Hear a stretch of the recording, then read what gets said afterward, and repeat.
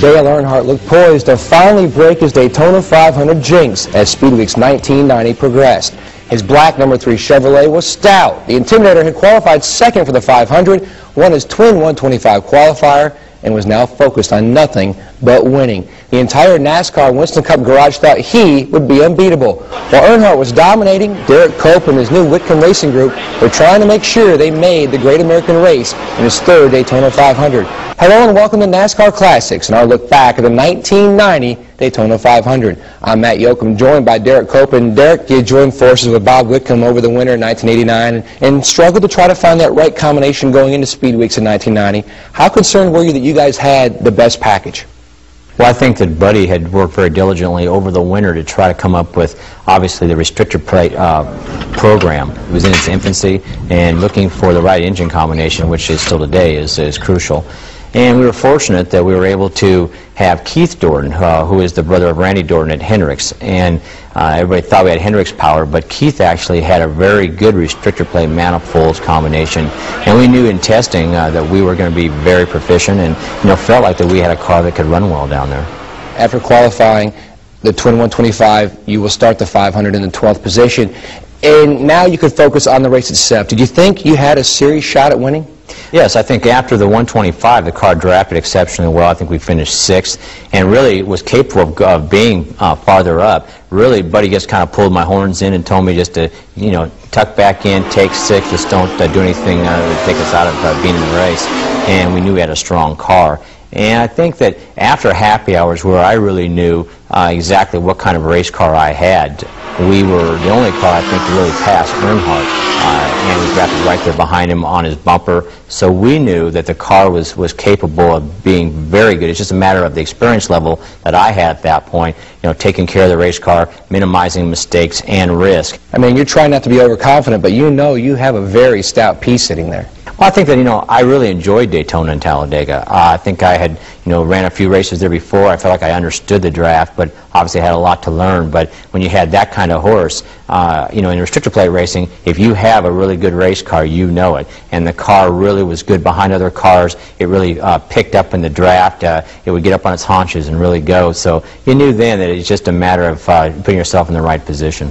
Now, you mentioned that you drafted with Earnhardt in happy hour and actually passed him. What did you learn about his car that you were putting in the back of your mind to use during the race? Well, you knew, first of all, you knew he was very strong because you had to really have some help and you had to make a good move on him. But our car was very aerodynamic. Buddy had done a good job.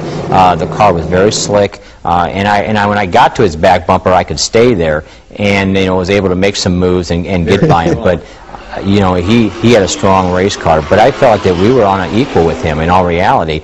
I just did not have the experience to draw from at that point. So I felt like I had the car. It was just a matter of whether or not I was proficient enough. Ken Schrader was on the pole in his Hendricks Chevrolet on that February 18th. We will drop the green flag in the 1990 Daytona 500 when we return on NASCAR Classics.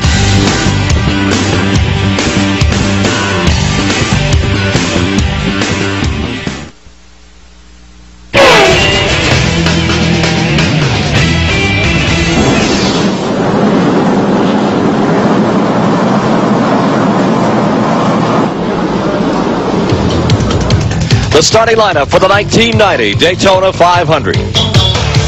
On the pole for the third straight year, Ken Schrader, and alongside, trying for his first 500 win, Dale Earnhardt. Ken Schrader, he's the kind of guy that will race anytime, anywhere, including those tough little bullpens where anything goes when the green flag drops.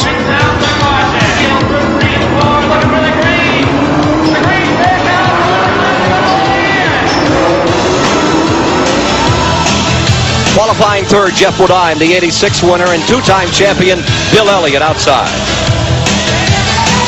Row 3 is Harry Gant and rookie 500 driver Jimmy Spencer. In row 4, it's Mark Martin from Arkansas and Phil Parsons. In row 5, Darrell Waltrip, defending champion, and Bobby Hillin. Darrell Waltrip, he's proud these days of the new priorities in his life. I guess you'd say, what can make me feel this way, Jessica? Give me a kiss.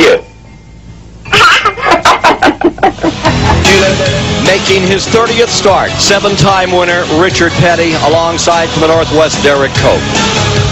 In row 7, it's A.J. Foyt, the 72 champ, and Mississippi's Lake Speed. Row 8 is Mike Alexander in the Bobby Allison team car, and Davey Allison. Row 9 is Butch Miller and Irving Irvan from California.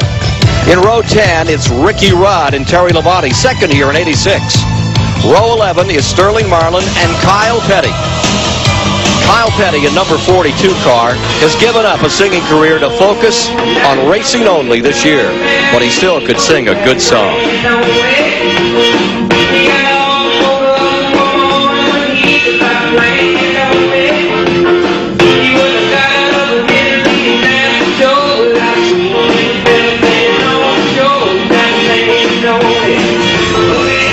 Row 12 is the rookie Jack Pennington and Michael Waltrip from Kentucky. Row 13, Wisconsin's Alan Kowicki and Larry Pearson. In row 14, Joe Rutman and Florida's Rick Wilson with a new team. Row 15 is an outstanding rookie, Rich Bickle and Morgan Shepherd. Row 16, Neil Bonnet from Alabama and Dick Trickle out of Wisconsin Rapids, Wisconsin. Row 17 is Brett Bodine and Hut Strickland. Row 18, Arizona's Phil Markdahl and the 21-year-old rookie Robbie Moroso from Connecticut. Row 19, Jimmy Means out of Alabama and defending Winston Cup champion Rusty Wallace. Rusty Wallace, he'll cinch up the seatbelt on anything that goes fast. That's him.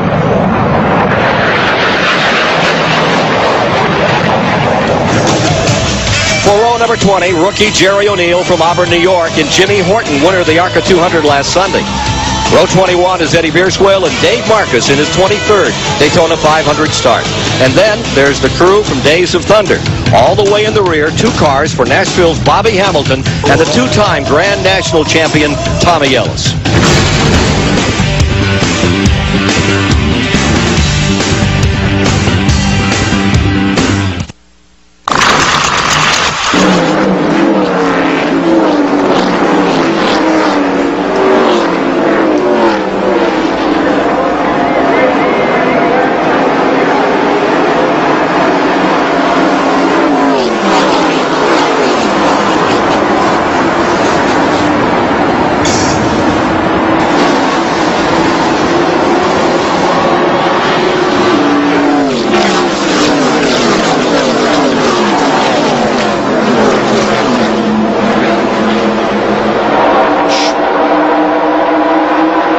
On the outside, number 25, busting through traffic, Marcus in the 71 at the bottom. From the back of the field around Jimmy Means. It was expected that he'd maybe clip off 8 or 10 cars on this first lap. He has a lot of horsepower into that Chevrolet, but he'll have to drive carefully so as to not get in trouble. Out in front, it is Bodine from the point. Earnhardt lies second. They just moved that inside row up. From Mark Martin's picture, right in front of him is Phil Parsons, and down to his left is Waltrip. We've talked to Dale Earnhardt this morning. It had rained last night, and when we woke up this morning, it was still raining. This track is different from when they practiced late yesterday afternoon. It'll be interesting to see who has made the right chassis adjustments on their cars for this somewhat green racetrack. Meantime, Ken Schrader has passed 7 cars trying to get back to the front. Mark Martin, watch that Arkansas handle when he comes down through. Look at them, 4 wide in the back straightaway. This is live. It's the 32nd annual Daytona 500. Waltrip on the bottom of the racetrack, dusting off 3 as he pulls himself into 5th position. Fades high, almost touches. Very close in the corners there. Normally, you don't see Darrell Waltrip that aggressive this early in the race, but he made a tremendous move. Around Jimmy Spencer. 2 laps down. The man in black, Earnhardt, now asserts the Chevrolet, puts it in front, drops to second. Waltrip's out of the draft there. He's down low. He wants to get in line to stay with him. We'll see what happens. And for the fans that might not know what drafting is, 2 cars running close together, nose to tail, can run faster than 1 car running by itself. And in Waltrip's case, where he's down on the inside, he doesn't have anyone in front of him. And He needs someone to come up closely behind him to get going again. Here's Ken Schrader. He's in car number 25. He's not having too much problem getting through. Going up underneath, Rusty Wallace. Robbie Moroso on the outside in the blue car just in front of him. Alan Kowicki in that group. Meanwhile, the leader, Earnhardt. Schrader is up to 31st position. That means he's passed 10 cars. From Darrell Waltrip's view, pulls up behind Bobby Hillin, and watch them live sliding through here. That's Mark Martin, number 6 on the outside. Inches apart at 190 miles an hour plus. This is what Darrell Waltrip needed, was for another car to come out in the low groove so he can do some drafting. Bobby Hillin pulled out there, but now it looks like Waltrip wanted to go on the outside, but there wasn't room out there. Isn't there a rule about driving at least a car length back for every 10 miles an hour? Well, not on the speedways, or at least they forget it when they buckle Get a up. tailgating ticket. About a 1/10 of an inch off Bobby Hillin's rear bumper. You saw Waltrip. Look at this magnificent shot from the blimp as the 42 pouring on. There's 83, Lake Speed's car right there with Darrell Waltrip in the 17. Well back. They're running side by side after those cars in single order. Back on the 31-degree banking. Up on the wall. But Darrell Waltrip is going backwards. He's losing positions down on the inside. He just simply cannot get any help in the drafting. As he did a year ago when he went on to win this race. He backed up for the first 100 miles. Another driver not doing too well is Richard Petty. He started 11th. He's back to 17th. Here's one they're nervous about. Jimmy Spencer right in front of Waltrip in the 57. They call him Mr. Excitement. Spencer's trying to change his image, but he's one that gets physical everywhere. Now, here comes Schrader down to the bottom. The 21-year-old rookie, Moroso, youngest driver in the race, number 20 on the high side, and just in front of him is Larry Pearson in the 16 car. The 25, the white and green on the bottom, is Schrader, and he is ripping through this field. And he's catching up to some cars now that are very fast race cars. We saw Alan Kowicki in the car number 7 directly in front of him. Those are good fast race cars, so he can draft with them and work on towards the front. And he could not linger. He had to go early here. He had to get up with that lead group. Let's go to Mike Joy. Ned's point early about the surface of the track is well taken. Oil and water and grease and rubber has gotten on this track all week from the racing, and the tires don't adhere. They slide along the surface of the racetrack. The rain last night washed all that off. The track is dry and the rubber gets a good grip. You have to change the car's chassis and tire setup to compensate for that, or you may need this eraser later on. Let's go down to Dave Despain. Despite the rain last night, Mike, most of the top teams say they made only minor adjustments this morning to accommodate the rain. They've been fighting a slick track all week, and they think it'll be slick within, some say 20, some say 50 laps, certainly for the second half of the race. The only team that made a lot of major changes this morning, Junior Johnson's outfit here. Junior wasn't happy with the horsepower after the bush clash, went back to Ingle Hollow and kept the folks in the hollow awake a couple of nights with the dynamometer running wide open. Came back down here, they blew 2 engines yesterday and had to change in an early morning thrash at 5 o'clock today. Let's get back to the action topside with Ken Squire. Here they are, side by side. That's Ricky Rudd in the yellow and white car that used to be Bodine's car on the outside. And the car that I'm really interested in now is Davey Allison, who's come from 16th up to what, Chris? 5th? He's up to 6th place. Now he's just taken another. He's into 5th. There he is. Derek Cope has come from 12th up to run with him there in 5th place. Derek Cope, a tremendous racer out of Spanaway, Washington. Here you see him, the red and white number 10, right behind the black car of Davey Allison. That Ford is humming. But it is a Chevrolet that leads the assemblage going down that long back straightaway at over 194, 95 in there, Ned? Yes, in fact, they're turning laps now in the low 190 mile an hour bracket, so they are running close to 197 or 88. Here's Ken Schrader and Richard Petty side by side. And Terry Labonte just in front of the one car. And they've caught Darrell Waltrip, Terry Labonte, in a new ride this year, the Jackson Brothers Oldsmobile car number 1. Right there, Schrader's alongside of Waltrip. The car was run by the same man, and he blew it right off. Look at Petty run. Richard Petty on the high side where he likes to run. He likes to run high, but Ken, if it had not rained last night, Richard Petty would be closer to the front right now than he is. Why? As this track gets slicker, he will be more of a force. He sets his car up for a hot, slick racetrack, and it'll get that way as we go on later on this afternoon. The sun is shining here, the temperature will go up, and as oil and water and grease is put down, the track will get slicker. He's fallen back to 22nd position from his starting slot. Dale Earnhardt leads in his Chevrolet, and 3 Fords follow. Jeff Bodine, Bill Elliott, and Mark Martin. Davey Allison in 5th, Derek Cope 6th, Bobby Hill in 7th, Ricky Rudd is 8th.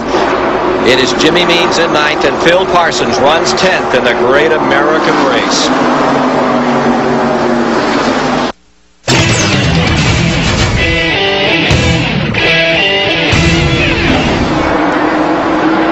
Bill Elliott asserting himself today. Looking last lap speed 190.1. That's a pretty quick pace for racing conditions. To Mike Joy. Ken, Darrell Waltrip has dropped well back. He's running a second off the pace. What's the problem, Jeff Hammond? Mike, what happened was we had a little bit of a vibration right there at the start of the race. We were up there amongst all those guys. You can see they got a pretty good sized pack going on there. So I told him, Darrell, you better get out of there until we figure out what it is. You know, we didn't know if it was something in the drivetrain or if a tire going bad or what it was, so we just tried to get out of everybody's way, and when we did, we lost the draft a little bit.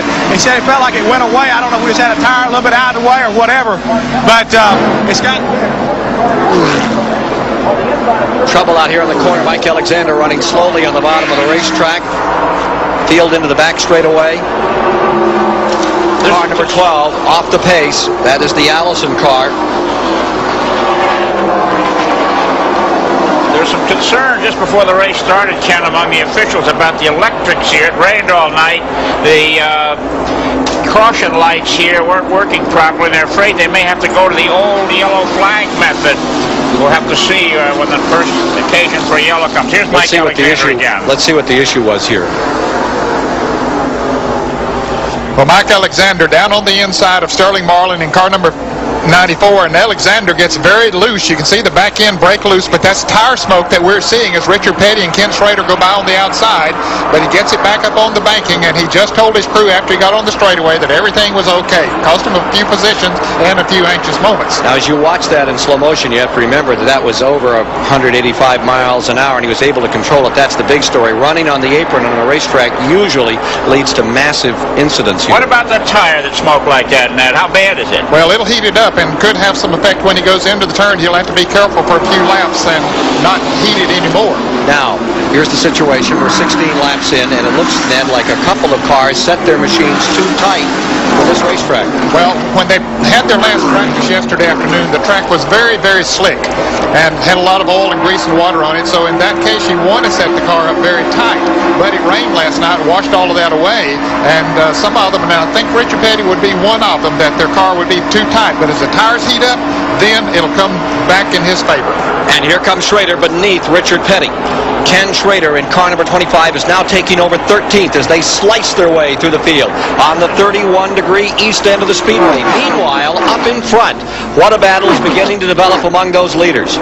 The fight for first place has Earnhardt, Elliott, Bodine, Martin all mixing it up. This has been a remarkable race. Ken Schrader starting the back, working his way up so beautifully. Darrell Waltrip, the defending champion, has fallen to 33rd place. He's 13 and a half seconds off the pace. One little vibration has done that to him. And Ken Schrader is actually gaining on Dale Earnhardt, who is leading this race and doing so by coming through the traffic. What a dramatic story if Schrader comes from the rear. And remember, there's a $212,800 bonus if Schrader in this 25 car can win. If you win the pole, and then they have a skins game that's produced by the Unocal folks, it's up to $212,000. Only one man won it last year. That was Rusty Wallace in the second race of the year at Rockingham. So that's been accumulating. And into this year, that's the sum total now for which Ken Schrader has an extra incentive. Schrader's car looks like it's on rails, Ken. It's one of the better handling. There he is inside of Jimmy Spencer, going in low and edging by him. It's Phil Parsons on the right of the screen. And that is for really 9th. Going. And fellas, I believe that it was maybe a good luck situation for Ken Schrader to have wrecked the car that he sat on the pole with, because this is a better race car, in my opinion, for the race than the other car was. They massaged that other car so much to go fast forward and would run very fast, but there's a difference in running one lap and running for 500 miles, and I think this is a better race car for you. Dale Earnhardt stays in front. Elliott, the Ford, is right there in second. And let's join Dave Despain with the car owner of number 3. Richard Childress, you have perhaps the most feared car in Daytona this week. Out at a very fast, early pace. Are you trying to wear these guys down? No, the car just seems to be working real good there. It made some chassis adjustments yesterday, and we keep watching that 25 come up through there, so we're going to have our hands cut out for us when he gets up there. Everybody says the track is going to get very slick by the end of the day. Your car was loose on Thursday. Are you concerned you'll be too loose at the end of the race? No, we've got the car set and left enough of room to where we can still adjust to a slicker racetrack if we need to. Changing track conditions very much in the mind of this guy. He won with a loose race car Thursday. Well, national champion Rusty Wallace started 36. He's improved by 10 positions. He's up to 26th place, but all eyes are on Ken Schrader, who is now mingling with the leaders. Here he is, developing a yearning for yellow and white, car number 5, Ricky Rudd, and he chews that one up. Ken, we've been clocking Dale Earnhardt out front there. He's running about 47 3/10 seconds leading this race. Ken Schrader just ran the last lap at 46.8 seconds, a half a second faster than the leader. In traffic. Up into the top 5 moves Schrader as he bombards and blasts his way through the field in the 32nd annual Daytona 500. Stay tuned.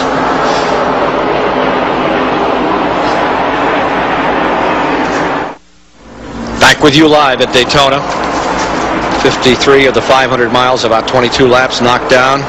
Taking a look at the standings here, and what a battle is being put on by car number 25. Schrader just keeps running through this thing like he's throwing strikes in a bowling alley.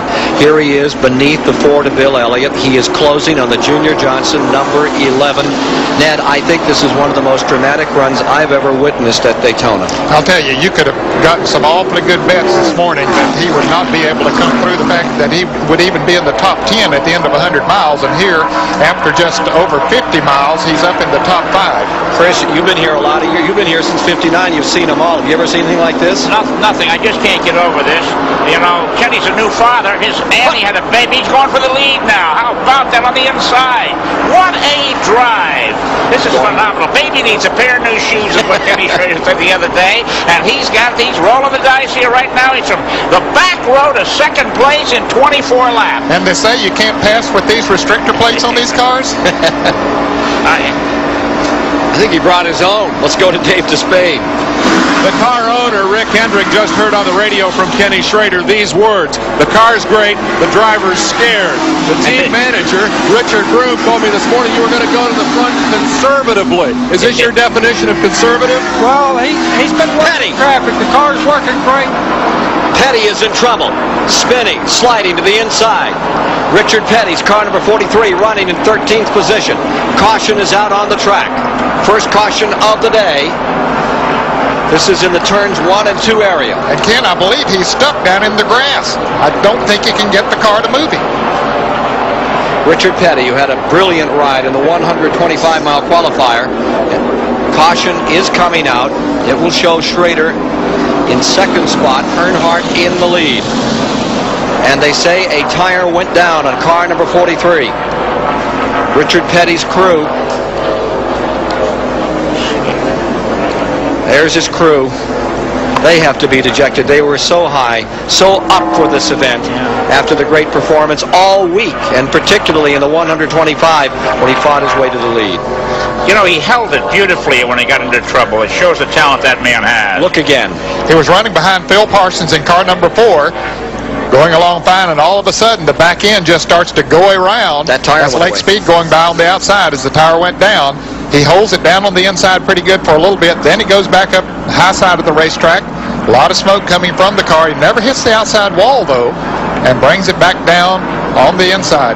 Aside from new tires, you ought to be able to get back in it. Yeah, if he can get the thing to going again. Here he goes. He's finally going now. The left rear tire is flat now. And be a long journey back to the pits. Of course, he has lost at least one lap out there on the racetrack. Well, this is a break. 60-some miles into the race. It's just time for a pit stop. This is a break for Darrell Waltrip. They've got to work on his car to get that vibration out of it. He may well be a contender. He has not fallen a lap down yet, so he could make it up. First 10 laps were run at an average speed of 188 miles per hour, way off the overall record before the restrictor plate of 199 miles per hour. And for a moment, let's just define these restrictor plates for folks that might have joined us for the first time. A couple of years ago, NASCAR mandated a smaller hole in a plate that sits on the bottom of the carburetor on top of the intake manifold to restrict the amount of fuel and air that can go into the engine to reduce the horsepower, which in turn reduces the speed of the cars. And it's down to 15/16. A year ago it was a 1-inch hole. They made it just a tickle smaller, and they say they keep running fast. They've got another 15 options. Here's Dave Despain. Kenny Schrader's crew must be very careful not to give up any of what their driver has earned them on the racetrack. They've gone to the right side for tires. They will quickly come back. They will go to the left. Let's go down pit road to Mike Joy. You see how far out from pit wall all these cars are parked. That's so they have room to do the 4-tire change. Junior Johnson's crew done on the right, finishing up on the left. Ricky Rudd further up, maybe a little blocked in as they finish up his left tire change. Ooh, and he almost bumps the Don Levy car and finally squeezes out of there. Tight traffic on pit road.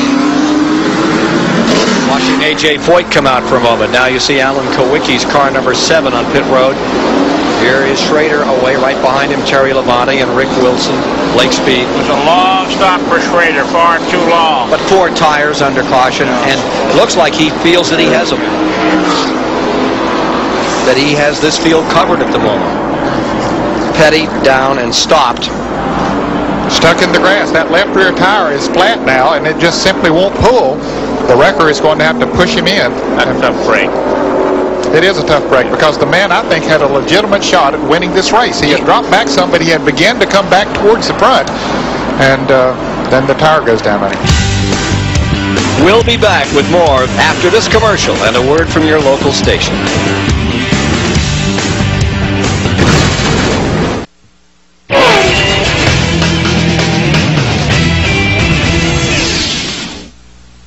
Jimmy Spencer is out front because he changed only 2 tires in the pits and got out quickly.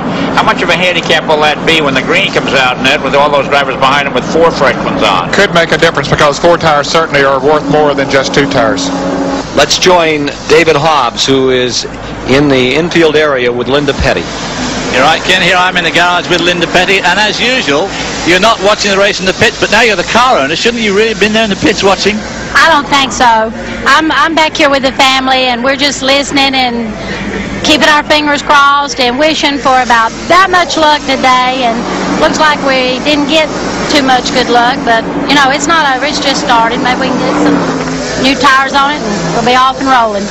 Well, you guys in the commentary booth can see the car. Are they pushing it back? Is she going to get her car back in the race again? They're going to put more tires on the hook, well, David. I can't see from here, but they say that they're bringing him in and they're bringing him to pit road, which means if they're bringing him to pit road, they must be going to put tires on it and, you know, try to get it going. Well, I hear they're bringing it into pit road now, so he'll be back out in the race, but he must have lost at least 2 laps by now. Do you think he can make that back? You're looking for more yellows? In this race, anything can happen. The guys that are out front right now might not be there at the end, and the guys that are behind might be up front. Well, a disappointed car owner and wife, Linda Petty, but knowing that Richard Petty run here at Daytona, anything could happen, and we'll see what does happen back from up there in the booth with you guys.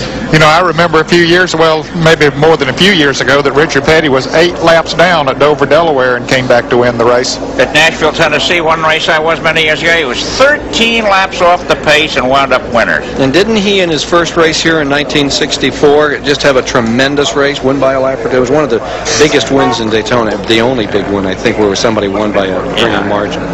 Well, Richard Petty's luck of recent, since he won the Firecracker 400, and his 200th career win on this very track back in 1984, has not been very, very good. Let's go to Dave Despain. We're in Kenny Schrader's pit where team manager Richard Groom was explaining about the conservative approach that took them from 42nd to the lead in 24 laps, and now you're back in 15th. What happened on the pit stop? Well, we had a lug nut to hang on the left front wheel, and my tire changer, he was just having problems getting it off, and we just got fouled up there on that deal. We just have to come back to the front again. The car's running great. How many times can you pass this whole field today in order to win this race? Well, I hope just as many as it takes. Good luck today. So far, they're undefeated. He's a man who first made himself known, Richard Broom, on the water. He built great drag boats, race boats, and Rick Hendrick brought him into this program. guess he's got it all figured out. If you can run them on the water, you can run them on the asphalt. Well, my question here is how much of that kind of running can an engine stand, you know, just all out, constantly on it with very little, if any, breathing? Well, with that restrictor, what about it? Well, it can stand much more than that. It's not nearly as hard on them as it used to be as the green flag rolls again. Back to green at lap 31, with Spencer leading, Earnhardt second, Elliott third, Marlin fourth, Bonnet fifth, Bobby Hill in sixth, Jeff Bodine seventh, Mark Martin in eighth, A.J. Foyt in ninth, Derek Cope in 10th, Parsons showing 11th on this start. And for the fans wondering about Richard Petty's car, they took it back behind the wall, Ken. They are working on it, and then hopefully they'll get it back in as Earnhardt goes for the lead. Battle for the lead. Down to the bottom of the racetrack comes car number 3, and the Chevrolet of Earnhardt moves around car number 57, the Pontiac of Jimmy Spencer. Dave Despain. Schrader's team is not concerned about wear and tear on the engine. They feel the reason they've been able to get to the front so handily is the handling of the race car. They feel they're not having to work the power plant that hard. They don't want to have to come from the back all day long, but if they have to, they think that motor could last with no problem, Chris. But keep in mind, crew chiefs always talk like that. But fellas, now that with the restrictor plates, they're only turning these engines about 75 to 7,600 RPMs. When they don't run restrictor plates, they turn them about 82 or 8,300 RPMs, and that's why it's so much harder on them running the high RPMs. Now here are the positions as they came to caution and on the restart after that pit stop.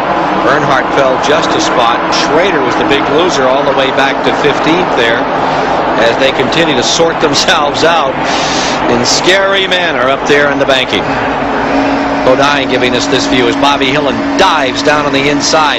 They almost touch here. And here's Darrell Waltrip looking a lot better now than he did before the yellow. Waltrip on the left of his car. I was thinking that was Bobby Hillen's car down in there. Let's take a look as they come back into the corner. Right in front is Jimmy Spencer. Get a sense of that 31-degree banking. It really throws you up that you really carry a G-load down in there, Ned. Yes, you do, and I think the point that 20 made a big difference in back since the green flag came out, and I think the fact that they did only put on 2 tires on that car has hurt it.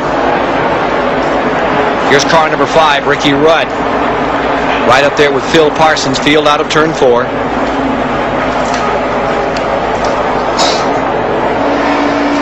Jeff Bodine at the controls. Junior Johnson car. Schrader right there beside him. Schrader's car doesn't seem to be as superior since the pit stop as it did before the pit stop. Well, he's come back to 8th, 15th. Yeah, and he's passing the best cars on the track. So here he is. He's up under Neil Bonnet. That would move him another couple of spots. He's headed for 7. He's pulling along with car number 8, Bobby Hillen. I wonder how many other cars. Schrader's gone in front of them. Well, he's up to what? 5th, 6th? Here he is, working on Ricky Rudd. Well, Rudd's currently running in the 9th position. I beg your pardon. Here's the 25 car behind Parsons. Got my green and white cars mixed up there. Here's Petty's car being worked on back in the garage area. Of course, with all that mud and grass under there, they have a little bit more to do to it than just put 4 tires on it. They got to check everything out to be sure that everything is safe. Earnhardt first, Elliott second.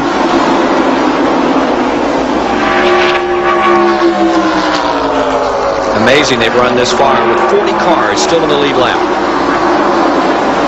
Here's the number 11 car down to the bottom. And sneak his way up through comes the Jeff Bodine machine. See if we can find out what's going on with Richard Petty's car. Phil Parsons slowing down pretty dramatically out there. Looked like he might be coming in. Let's go to David Hobbs.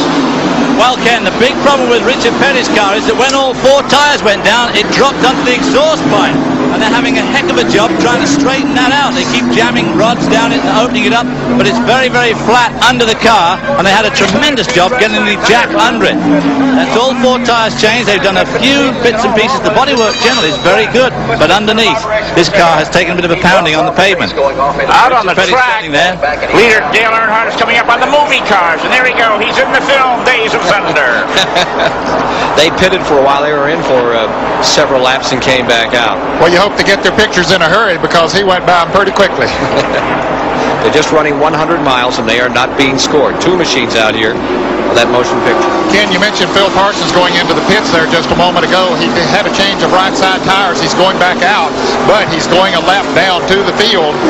Tough break for Phil Parsons. He was in for about 26 seconds. Schrader in the 25 car is now up to 6. He's around Derek Cope. There's Mark Martin in the 6 and Sterling Marlin, the blue car, number 94 on the outside.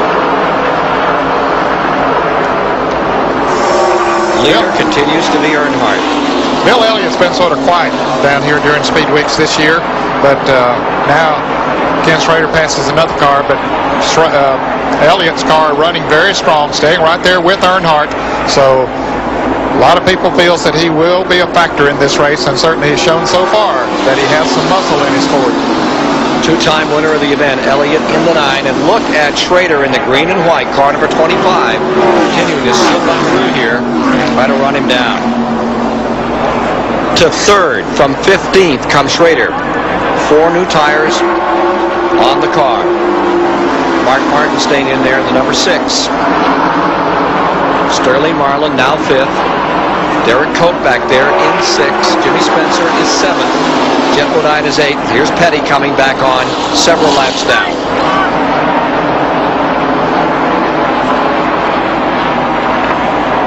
Get an idea of how quick those leaders are running, and look at Schrader just close up that interval. Well, that car is strong. 190.2 in the last lap. That's exactly the speed that Earnhardt was running before the caution came out. For the lead. Elliott goes to the bottom, attempting to go out in front for the first time in the 500.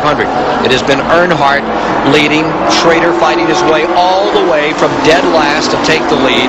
Caution, he's fallen back to 15th, fought his way in that green and white number 25 car back to 3rd. Dale Inman, crew chief for Petty, is standing by with David Hobbs. Dale, how's the car look underneath? Well, it don't seem to be that much damage. You know, they bent the spoiler and everything on the rear frame, and the front air dam seems to be the big problem. We're not going to run real fast. Of course, we're a bunch of laps down.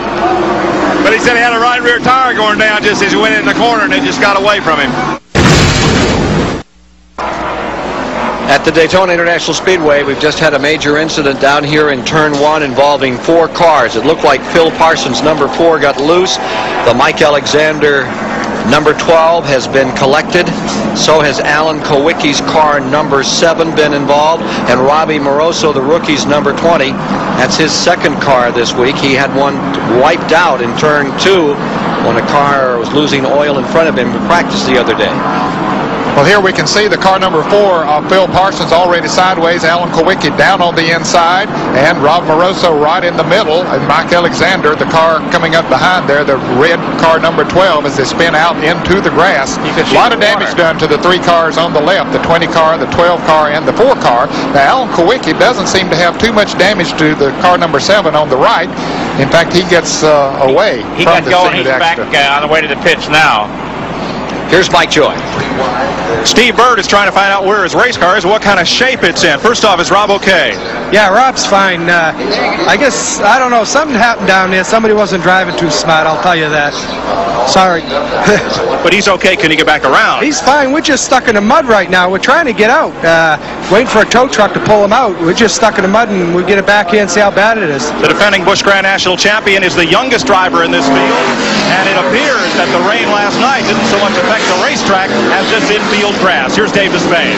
With Alan Kowicki's team crew chief Paul Andrews on the radio, heard the words, "We got hit." I don't know how bad it is. They'll find out momentarily as Kowicki comes wheeling down pit road. The leaders are in. Dale Earnhardt is in the far end of the pit road. Also pitting Bill Elliott. Here comes Jimmy Spencer in as 6 of Mark Martin has gotten his fuel and moved back out. And still no sign of Kowicki as it is wholesale pit stops here. And Alan may be stuck out there in traffic.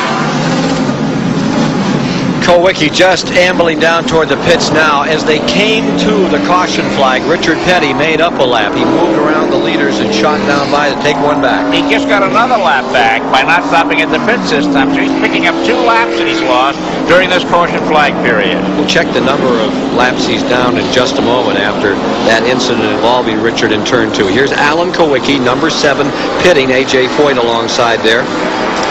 Kowicki's car dented some in the back. Here's Dave. Just a year ago, Alan Kowicki might well have won this race, but for a late flat tire. Now his left front tire is flat. They'll change the right side rubber. He's been tagged in the rear. That does not appear to be substantial damage. The nose of the car is also scuffed and skinned, but not badly beat up. It will be a slower race car than he started this race with, but it appears to be a car that can still go out and run the remainder of the 500 miles. Ken Squire. Talk about the pit crew work. Dale Earnhardt just came in and got out in 24.7 seconds, took on 4 tires, where Ken Schrader also got 4 tires for 31.7 seconds. That's 6 seconds longer Schrader's crew took than Earnhardt's crew. Under caution, second time today in the Daytona 500. As Earnhardt continues to be the dominating factor up in front, and Ken Schrader is the dominating factor through the rest of the field. He's come from the rear once and from 15th. Second time to challenge out here in car number 25. And now we see Kowicki's car going back behind the wall for additional work. Well, that was a little surprising. I thought that he was ready to go back out on the racetrack, but the car was not, the engine was not running on the car, so you can see they pulled the hood up on it now, so they're looking underneath there. Let's go to Mike Joy. Richard Petty made up those laps, but he's back in the pits. That string on the left side of the car checks the wheelbase, but the front air dam has gotten some bad damage in either the previous or this most recent incident. So they'll take a little time checking out the alignment of the car so Richard can go the full 500 miles. Not much they can do about that air dam. That'll hurt him aerodynamically as he tries to push this Pontiac through the wind. So if Richard made up 2, perhaps he'll be at the tail end of this lap when he goes back out. But they're setting this car up right now and taking their time because we're under caution. He's at the back of the line anyway, and they want to go the full distance, the 500 miles. With 110 miles in the ratio, 35 cars on the lead lap, so it's still pretty competitive. Dave Despain. Alan Kowicki has torn loose an oil line under the car, and that's what the crew has gone to work on as they tried to refire the car. No oil pressure, and the reason is back under here. An oil line jerked loose in that infield skid. They're going to have to fix that before they can get Kowicki back into the fray. Kowicki bails out of the car. He is, of course, his own owner and does a lot of his own work on the automobile, and Kowicki has climbed out of the car now to try to help with the repair process that looks like it's going to take a while because they're going to have to completely rebuild that oil line for Alan Kowicki's car. Alan Kowicki being interviewed here as we check in to find out what happened out there. I think we'll be able to get back out, but that pretty much, is going to ruin our chances today. Alan, how did it start? What happened to you? One car ran into another one. I'm not sure which one. If it was like Phil Parsons and Rob Moroso or something like that. Just somebody made a move and somebody else ran in the back end of them. Just sent a whole bunch of cars spinning. I had nowhere to go. Can this thing be fixed? Can you get back out there? We'll be back, but, this pretty much hurts our chances for the day. Alan Kowicki, let's go to Mike Joy. Dave Despain, I'm holding the business end of a racing helmet, and one of the biggest innovations in recent years from the Simpson folks. This is the old styrofoam inner liner of the helmet, and you can see here when you push in on it, you can make a pretty good dent with your head if you hit something. Simpson spent the whole year developing this new style of foam liner, which when you push it in has a substantial memory. It comes right back, and in Snell Foundation testing, 20% better protection against the first impact, 40% better protection against the secondary impact. This is probably the greatest innovation in driver safety since Bell invented the full-face helmet back in the 60s. Davey Allison is just leaving the pits after a lengthy stay in car number 28. Yeah, and they had the hood up on the car, Ken. He was in there for quite a while. I don't know if the car's overheating or what the situation is, but Davey back on the track. He still is in the lead lap. Minute and 14 seconds under the hood there. What's wrong with the engine, we don't know, but he didn't lose a lap. Let's take a look at the Budweiser leaderboard here in the Daytona 500, our live coverage of the 32nd annual $2 million race. This was after 110 miles. We saw Earnhardt then leading, and Schrader had come back to second spot. Martin, Cope, Elliott rounding out the top 5. In the second 5 was Jeff Bodine's Ford, followed by Ricky Rudd, Sterling Marlin, Jimmy Spencer, and Davey Allison at that time was hanging in well.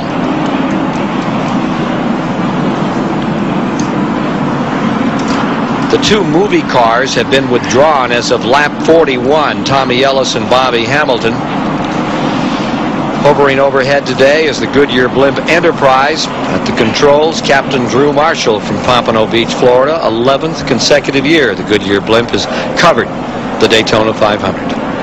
You know, one of the drivers doing extremely well today is Jimmy Spencer. He wearing that new look. Jimmy, Mr. Excitement, has a toupee out of what he's talking about. Dave Despain, what's going on down there?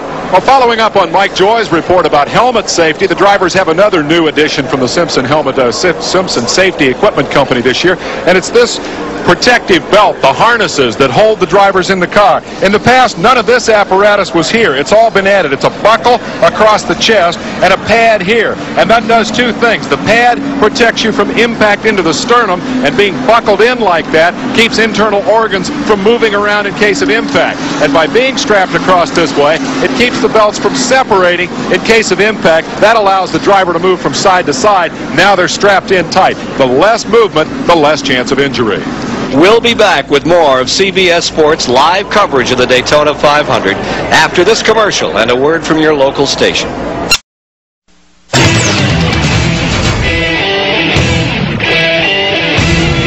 Here's the second place car. That's number 6, Mark Martin.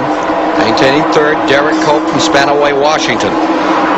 Jack Pennington out in front, who's run a lot of Durville, South Carolina, Augusta, Georgia, Dublin, North Carolina rookie, gets beaten back by the front 2 automobiles. Mark Martin, Derek Cope, 1st and 2nd. Ken, every driver in this field has aspirations of winning the Winston Cup Championship this year, and they want to get as many points as they possibly can. If they lead a lap in any of the races this year, they get 5 bonus points. And now Mark Martin, as he crosses the start-finish line, has picked up those 5 bonus points. Jack Pennington got them. A little while back, we saw Elliott run up there and make a run at Dale Earnhardt. He went up there and got 5 points and then dropped back. Earnhardt had started in 7th. You could see him, and from the face cam, there's the Arkansas handle on the steering wheel. And, you know, he dressed a little bit differently from a lot of race drivers. It looks like he puts more emphasis on his right hand as he goes into the turns. We'll watch him now as he goes down the backstretch into turn 3. Now, he pulls a little bit on his left, but look how he positions that right hand. He really uses the right hand. Most race drivers do more pulling with their left hand than pushing with their right hand. He'd get low marks from the driving instructor in our high school. That's right. Driver training, that would be a C- at least, but it's good enough for about 190, 95 miles an hour for Mark Martin leading the Great American Race. That's the guy that Clyde Bolton wrote about, Mark Martin. He said when he walks out to the car, he looks like Eddie Arcaro. When he gets in, he looks like King Kong. Here he is up in front, number 6, Mark Martin. Roush Ford won 1 race last year. They had some bitter disappointments, including one here at Daytona, which they thought they had the race bagged, and then all of a sudden ran out of fuel with just a few moments to go. Ken, as we see Mark Martin, the dashboard on his car and the instruments on it, let's take a look at what they are. On the right side is the fuel pressure gauge, and then we have the oil temperature gauge, and then the oil pressure gauge. Here is the water temperature gauge. So Mark Martin taking a look at all of those as he goes down the straightaway and glances in at those instruments. No speedometer. Well, you know, the race itself, Ken Schrader's back in 17th place, so we'll see some more passing before the next commercial. Someone once said about if you got time to look at the speedometer, you're not going fast enough. That's right. Derek Cope's number 10, Earnhardt's number 3, slicing down along the inside. That comes up to 2nd for Cope, Earnhardt to 3rd. Derek Cope using Hendrick Motorsports engines this year in his Chevrolet, and he's running very, very strong. And he's running right over the leader, number 6, Mark Martin, as they come back to the stripe. 54 laps complete. It's interesting. Cope has been in so many races and struggled. Then when he got an engine, he started to really go. So all he needed was an engine. A Let's go to David Hobbs and Rob Moroso. Rob, I just spoke to Phil Parsons, and he seemed to think that you touched him from the back. Well, I believe I did. We were running side by side, and then he got a little ahead of me, and he wanted to come in. He started coming up when my car wasn't out of the way. I let off the gas. Going that fast, you can't get on the brakes or anything. I wanted to leave enough room for him, but the draft just kept me there, and we just got together. You know, I think he came over a little bit soon, and I couldn't get back fast enough. And it's a shame it happened. The Crown Olds was running real well. No, just a racing accident as far as you're concerned. And excuse me? Just a racing accident as far as you're concerned. Oh, I certainly didn't want to wreck my car on purpose. Well, Clyde's in there trying to make sure you get back in the race. You think you've got a chance? I think we might have a chance to get it back together. Those guys working on it are a great bunch of guys. If anybody can get it back together, they can. Well, Rob, we got to stop meeting like this in the pits after these crashes. Let's go down to Mike Joy. One reason Mark Martin is up at the front is because Jack Roush, his car owner, likes to play the percentages.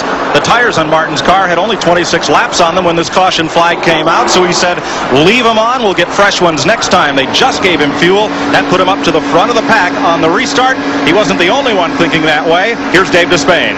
Buddy Parrott is a veteran crew chief, saw the situation exactly the same way, called the shot exactly the same. He said, our right tires are fine, and we want to be in the thick of that lead draft. He gave Darren Cope a dose of gas and sent him back out there, and Cope drove his car right into the lead. Unfortunately, Buddy didn't have anything to solve the problem of that black number 3 that has since passed his man. But Cope is strong here today with Buddy calling the shots. Man calling the shots once again is in that white and green number 25. Schrader racing Lake Speed in the 83. They're still slicing back up through the field. This car, number 25, has made it all the way to the top twice in the rear. Currently is 14th and closing up on Terry Labonte.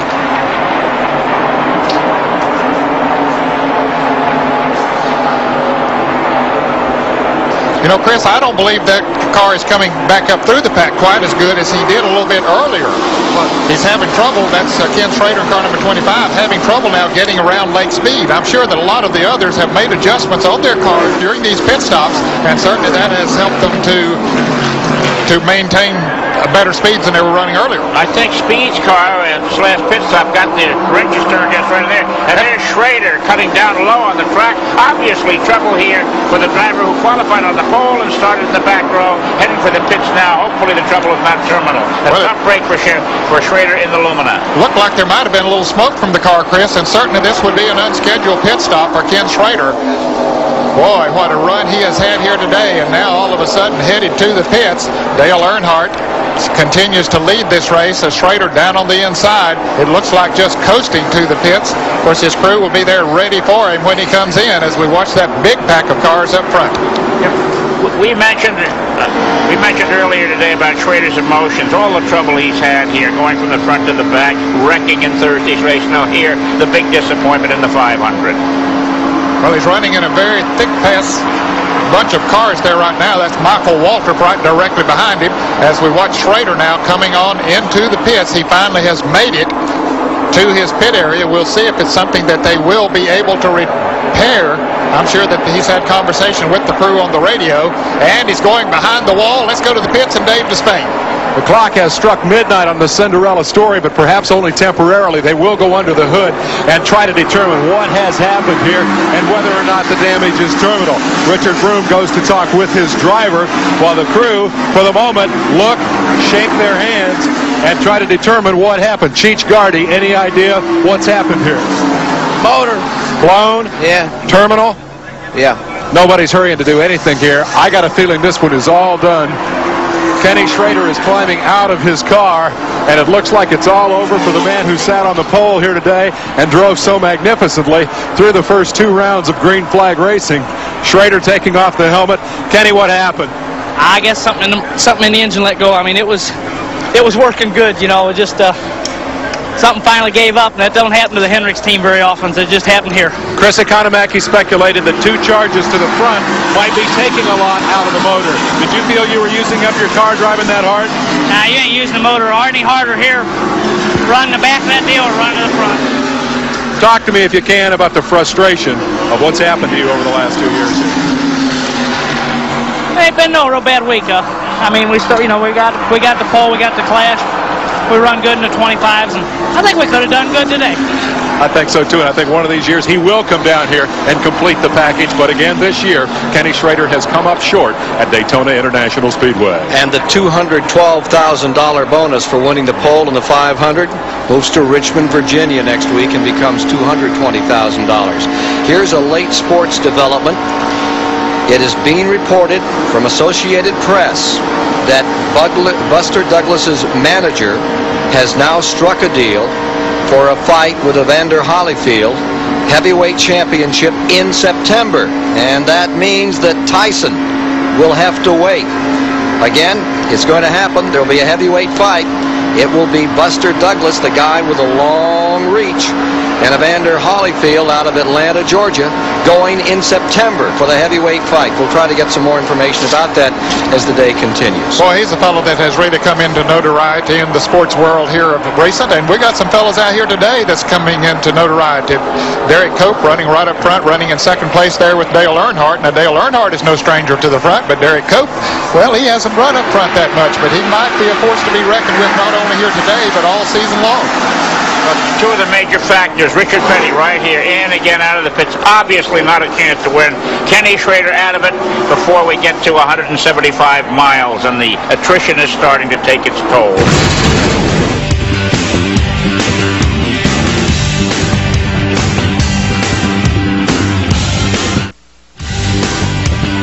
Welcome back to NASCAR Classics in the 1990 Daytona 500. I'm Matt Yoakum along with Derek Cope. And Derek, as we approach the halfway mark of the race, it's been a pretty clean race so far.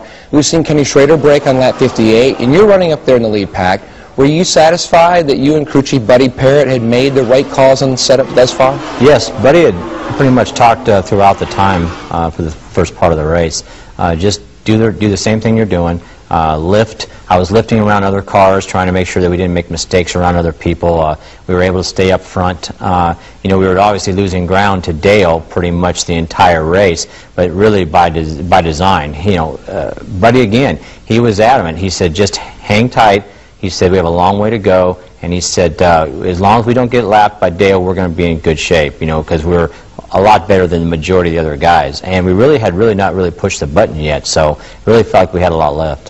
Now, were you two also discussing, on what things to maybe do to your race car to make it even stronger? Well, the car had been pretty good. I remember the fact that, we really weren't having to make a lot of adjustments to the car. The car was very, very good. Squeezing back, we were a little on the free side the majority of the time. I remember that because I was using the higher side of the racetrack a lot of the time and just trying to keep the car free, but that's why I think we were lifting the majority of the day. It was just a little on the free side, but he said loose is fast, so that's exactly what we contended. Now, you guys were holding back, and Earnhardt was flat out. Did you see any weaknesses in the Intimidator's armor at that point? There wasn't much. You didn't have a long time to look at him. He was definitely making ground on you all the time. And his car, it looked so stable. I mean, when I was behind him a lot, some of the time, you could see that he was, very dominant. And at that point, you just gotta keep your mind focused on what you have at the task at hand, and not worry about what other people are doing. You could see who you stacked up against other than Dale, and nobody else really had a great deal for us at that point. Let's return to the classic action here on NASCAR Classics. 69 of 200 laps complete. Dale Earnhardt continues out in front, and then it's a choo-choo train behind. Approximately 10 cars in there. Here you see the leader, number 3. Going in second is Derek Cope. Bodine is third. Wilson fourth. Elliott fifth. Jimmy Spencer sixth. Mark Martin seventh. Ricky Rudd in the 8th position, while 9th is Terry Labonte and 10th is Michael Waltrip. Earnhardt's lead of over 1 second is the biggest lead anyone has amassed during the course of the race so far. A 1 second lead is the biggest. And you imagine that's how close the competition has been all day here at Daytona. We've had 2 cautions thus far in the event. The story has been Earnhardt. It was the story of Ken Schrader, who fought his way all the way from the back to the lead, made a second run from 15th up toward first, and then lost the engine in car number 25. He has retired from the event. Richard Petty has cut down a tire. He is back on the track, running several laps down from the leaders. Here you see some of the 35mm work that's going on for the new motion picture about stock car racing down there on pit road. Earnhardt in front and seeming to be able to run by himself. That train of cars can't catch him. Hey, that's bad news for the rest of the field, Ken, when one car can pull away, as important as drafting is here, and Earnhardt still just building his lead, pulling away from the pack. Earnhardt's now 1.5 seconds, a second and a half, and showing his hand. He's got the strong car now. The Schrader is gone. Here's car number 75. Let's take a look at Rick Wilson in this race. Well, he's currently running in the 4th position, having a good run, Ken. Let's see what he's done thus far.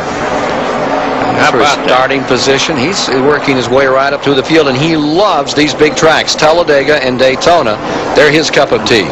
Yes, they are. He started 28th, and after 50 miles, moved to 19th, and then 17th, so he just moved right on up there very nicely. He's in my hotel, and then every day he's out there exercising, staying in shape. He's showing off well now, and that number 75 for Rick Wilson. Just like Chris, running on the beach every day. Here's Dave Despain. We pit reporters should have been running on the beach to stay in shape. It's hot down here, and that means it's going to be a tough day for engines. We're in the Derek Cope pit. More on his engine story. Yes, he has a 21-race deal with Hendrick Motorsports to provide engines that come out of Randy Dorton's engine shop there. For this race, a variation on that deal. Keith Dorton is a much less well-known engine builder, and he put together a Daytona special, and this crew liked it so much they said, let's run that motor and make a deal with Keith to run the engines when we're not running his brother Randy's power plants, and so it's a Keith Dorton engine here today. Let's go up pit road to Mike Joy. Well, Dave, Hendrick Engines does have 5 cars here at Daytona. Kenny Schrader, that's the Bingham and Revis engine, Mark Eisler, and Rick Wetzel, who has Darrell Waltrip's car, Waddell Wilson, Ricky Rudd's engine. And where's Randy Dorton, the head of this organization? He is up on the roof. He's the spotter for Darrell Waltrip. Waltrip says he's so good at it, he can't leave Dorton back at the engine shop. He's Darrell Waltrip's eyes around the racetrack. When they talk about engines, they're all essentially the same. The Chevrolet parts are in them. However, one builder will charge $18,000, and the owner at the other end of the line will charge $23,000. And that's the price range for these engines, between $18,000 and $23,000. Even they look the same from the outside, they are different inside. Let's go now down to David Hobbs. Well, we're looking at one of those engines now which could possibly be mortally wounded. And there's no worse feeling for a race driver than to be departed from some such race like this. And the Daytona 500 is so important to these guys. And you can see the car being worked on. There may be life in this old dog yet. We'll soon see as they look at the car, and then gathered behind the car are all these reporters waiting for words of wisdom from Kenny Schrader or the owner or the crew chief. A very sad scene, one of those things that so many drivers do not want to be involved with. Back to you guys in the booth. And we've now rolled down to, 75 laps complete here in the Daytona 500. Great race going on. And as you look at this race, that whole story about Chevrolet and Ford, we heard all those stories about how Ford was going to come out here and really do it in December. Now Chevy has come right back, just as they did a year ago. Well, we've got a Chevy leading, a Ford second, and an Oldsmobile third. So you got a good variety up there, and certainly the Chevrolet has been the dominant car up to this point. But you still got to wonder about Bill Elliott. Is he holding anything back? Mark Martin still running in there very strong in the 9th position at the moment. Elliott running up there in the 5th position. So those cars are certainly to be reckoned with before this race is over.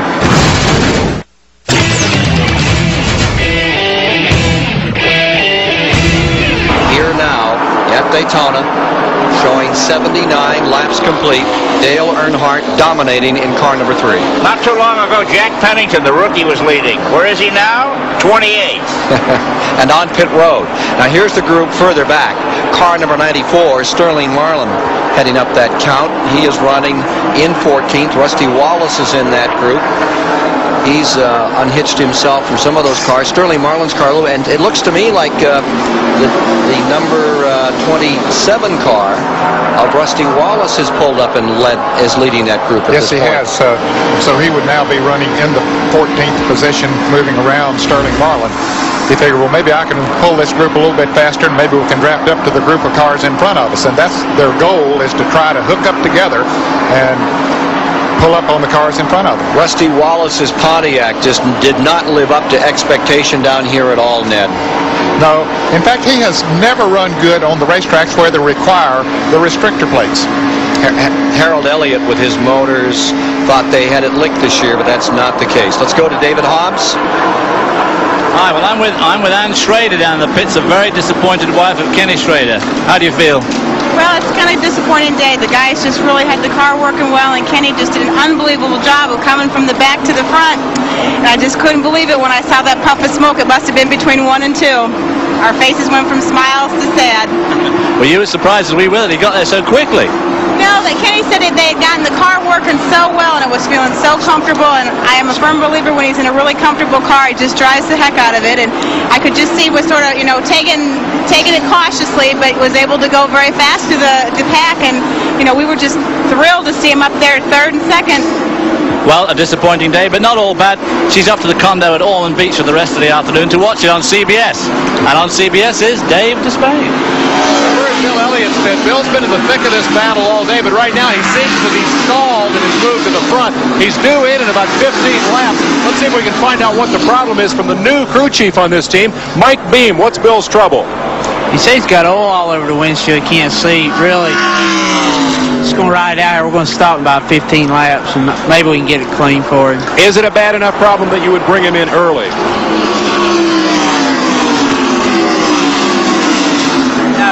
No. He says he can hold on, hopefully. He just keeps asking how many more laps, and we just keep telling him, just hold on for a little bit. Mike's listening on the radio to Bill Elliott. 3 laps ago, he said, I may have to come in. Come with me a minute. He said, I can't see at all. I may have to come in a little earlier. One other crew member here is having a little visibility problem, too. Dan Elliott is trying to watch the race here on CBS, and he says our pit camera antenna is making a complete mess out of that. Is that right? That's correct. I'm going to have to hurry up here and get back to the program so I can see when we're coming in. If you guys keep running here, we're going to stay here and mess up your picture all day. You can mess up the picture as long as we run good. I don't care. That's Dan Elliott. Let's go up pit road to Mike Joy. Dave, we had a little trouble finding a Raymock team. They have new sponsor, new colors, and a new car, Oldsmobile, after 4 years with Pontiac. And they have a new driver. Right now, 3rd place running Rick Wilson. Bob Rahilly, you guys must be pleased. He's nearly won a major race here. May do it again today. Yeah, we're real pleased with the Rick's running. We're trying to learn the Oldsmobile a little bit. We're a little loose right now, but we feel like we're going to tighten it up on the next pit stop, which comes up in about 6 or 7 laps. I'd like to take the opportunity to thank Intervale, Food Line, and Oldsmobile for the support they've given us. I think we're going to do a real good job for them this year. We'll keep the car underneath Rick. Now tell me, is that last year's Pontiac with new skin, or is that an all-new race car? Yes, it is. That's last year's car that we rebodied to an Oldsmobile, and as you know, it was a very competitive car last year, and it looks like it's going to do the same thing this year. Well, we'll see later in this race if Rick Wilson is wearing the Emperor's new clothes. And they will have pit stops coming up, green flag pit stops, if there's not a caution in the next 6 to maybe 15 laps. And NASCAR is allowing a 6th man over the wall to service the driver and clean the windshield. That's all that extra man can do. Now, normally they only allow 5 men over the wall to service the car when he comes in for a pit stop. But today they are allowing a 6th man. In fact, they've made that rule since the race started. So I don't know what's happening, that they're getting oil all over their windshields out there, but they are allowing an extra man over the wall to clean the windshields. That's a sensible step for safety, because when a driver can't see, that's a dangerous situation on the track. And I commend NASCAR for that move.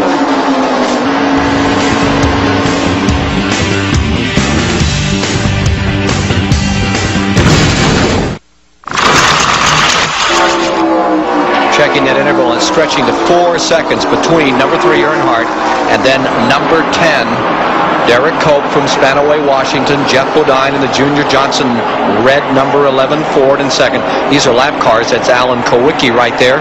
And Earnhardt coming into the pit road. The leader is on pit road just before halfway. Here's Dave Despain. And it will be follow the leader here on pit road. The Purolator team of Derek Cope is ready to go right behind Earnhardt. Here comes the leader in, and he's going 4 tires on the right side.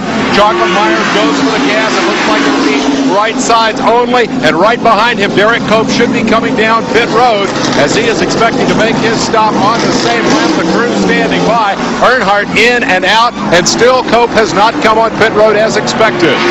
He has taken over the lead, Dave. As a matter of fact, Bill Elliott came in, but Elliott just got into the pits. Now Derek Cope coming into the pits. Elliott just got in as Earnhardt was going out, but Derek Cope dips down now to come into the pits. the Chevrolet number 10. How about that pit stop on Earnhardt? That seems slow. 15.95 seconds for 2 tires. That is slow. I tell you, it took more time to put in the gas than it did to change the tires. Here's Derek Cope making his pit stop. This is the Whitcomb Racing Team. They come from the state of New Hampshire. You'd think that is an unusual spot, but let's go to Dave Despain. Buddy Parrott, playing the strategist here, elected to stay out one more lap. He told us he'd follow Earnhardt into the pits. He did not do that. He stayed out. He led the race for a lap and now goes to the right side tires. It was a slow stop for Earnhardt. The problem was with gas. The stop for Cope will be even slower at 17:21 for a much less experienced pit crew. They're back underway. Davey Allison moving up through now in the car number 28. Now that really looked like the kind of garage I'd like to go to. Didn't get any free mugs or glasses, but they certainly got him in and out. That's right, no dishes. But listen, here he's in 1 minute and 14 seconds in the pits under a yellow flag a while ago. Now he's leading over Jeff Bodine and Terry Labonte. So they did get the front end fixed right. They got the toe end towed right, didn't they? Yeah. Robert Yates, he'll tweak it till it's right. Crew chief on car number 28 for Davey Allison. Remember last year, right here in the backstretch, he rolled over and kept on running. Slid into the grass, went wheel to wheel. It looked like one of those old Economacky shows on a quarter-mile track in New Jersey. What's Jeff Bodine waving about, Ned? He might be coming into the pits. No, Davey Allison is coming into the pits. Jeff Bodine going by on the outside. Let's see him. Look at the work, how hard Bodine is working from that in-car shot. That's interesting. Now Davey Allison comes into the pits. He gives up the lead. Brett Bodine going out of the pits. It's green flag pit stop time for scheduled pit stops for everybody. Let's watch Mark Martin now as he comes in and his crew. Here's the number 6 coming in for its stop. This is how the driver sees it. You're watching it live in the 30-second 500. And that's Robin Pemberton, his crewman, changing that tire. With the crew cam on, that's the way that he's seeing it. Let's go to Mike Joy. Right side tires only for Mark Martin. Remember, they got gas only on that last pit stop. They get a full 2 cans and send Martin out. 15 seconds. The third. That isn't bad. Takes, as Ned said, it takes a while for the gas to get in. A lot of jerky movements there.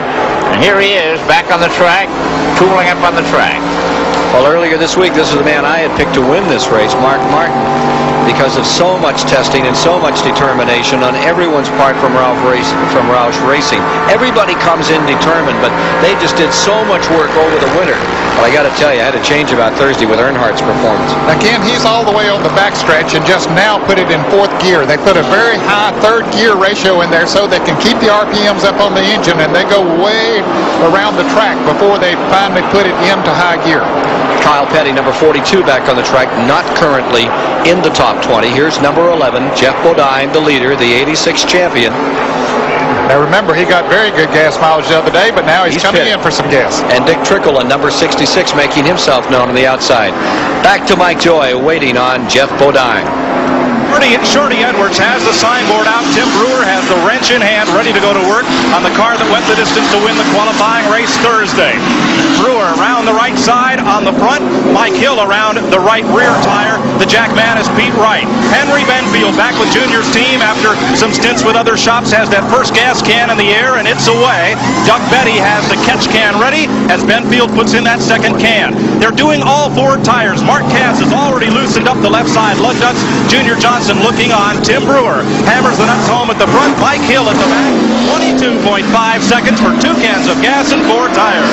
That's interesting because that belongs to the pit stop, but he's got 4 tires. Bill Elliott was 18 and 5/100 seconds, one of the slowest of the Ford pit stop.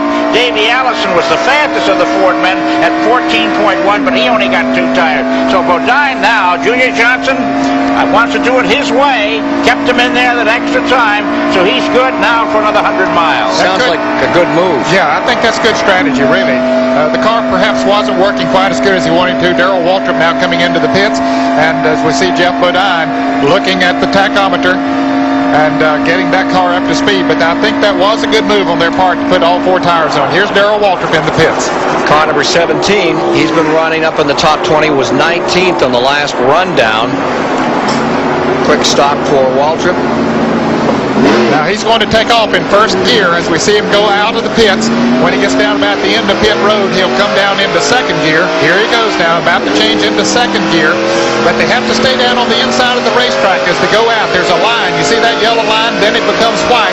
And they stay down below the line that you see right on the right side. Then they can blend into traffic. He's up in third gear now. But you see he's going to be out of turn 2 before he'll ever put it back in the fourth gear. There he finally did it. Got the RPMs up and trying to get up to speed. Dave Despain. Bobby Hillin on pit road, marching to the front thanks to all these pit stops, gets his shot at service now as his crew goes to work. Reunited with Harry Hyde last year. Veteran crew chief opts for the right side tires and fuel only, and Hillin is back into the battle. 15 and 4/10 seconds on Bobby Hillin's stop. Here's Davey Allison back in. Hey, this is a second pit stop for him. He was in a little while ago, so this is an unscheduled pit stop for Davey Allison. Now they're coming changing left side tires. I bet he had a vibration or maybe a tire going down. They're looking at to see which tire is a problem. I guess one of them's giving trouble.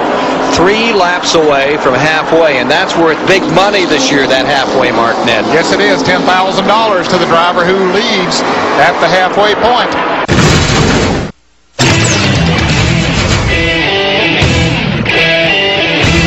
The leader at the present time is car number 3, Dale Earnhardt.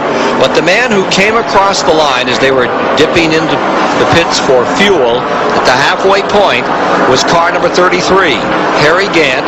And Gant collected the $10,000 prize for leading at halfway. The only lap Harry Gant has led all day, worth 10 grand. And he did it across the start, in the pits. He was coming down pit road when the halfway signal was being given, but the start-finish line goes all the way across the pit road, and so he led the lap. If his pit had been before the starting stripe, he wouldn't have gotten it. That's right. Yeah. We have some weather moving, and we had a cold front come through last night that gave us a lot of rain, and heaven knows they need it down here in Florida. And from NASCAR Control, there's a look at what's moving into this area. We're better than halfway, which would make the race official in case it had to be terminated by showers. But right now, it looks like we're going to go the distance. Let's go to Mike Joy. Ken, Lake Speed was leading this race when he ran out of gas. He was trying to stretch it that extra half lap and take the halfway challenge money. He came up just short. This is one of the few teams that does not use a computer for fuel mileage. They keep all of their lap times and predict when they'll make their pit stops on paper. Here's David Hobbs. Well, I'm in the pits with one of the most incredible people probably in the whole race ground today, and that is Rick Hendrick, whose cars were on the front row today and last year, and your very first trip to Daytona itself was only in 1983. Where do you go to next? I don't know. I'm hoping we were going to go to Victory Lane today with one of our cars. It's a long race, and Schrader's out of it now, but, you know, they're running good, and we always like to do well down here. We've had a lot of tremendous success. This is a place that we want to always do well. It's a Super Bowl of our sport. Well, first and second last year, Ken Schrader made an... And I've never seen a car come through the pack, especially since we've been running the restrictor plate as well as that car did. Kenny did a heck of a job of driving, and just a credit to the setup and the car with the backup car that come to the front in 20-some laps. And he was just taking it easy when we had a failure, but that's racing. Well, unlike most owners down here, you've got 2 more shots in the locker. You've got Ricky Rudd and Darrell Waltrip. Can either of those 2 guys win this race yet? Darrell is getting comfortable. He's adjusting the car. He feels okay. Ricky's really happy with his car. He's been running in the top 10 all day, and they're just waiting to get him right there at the end. There's no sense in going out there racing right now as hard as you can go. So we got our hopes up, and we're going to run them hard there all day. Well, you've sort of started to take over NASCAR, front row twice in a row. Any other plans after NASCAR days?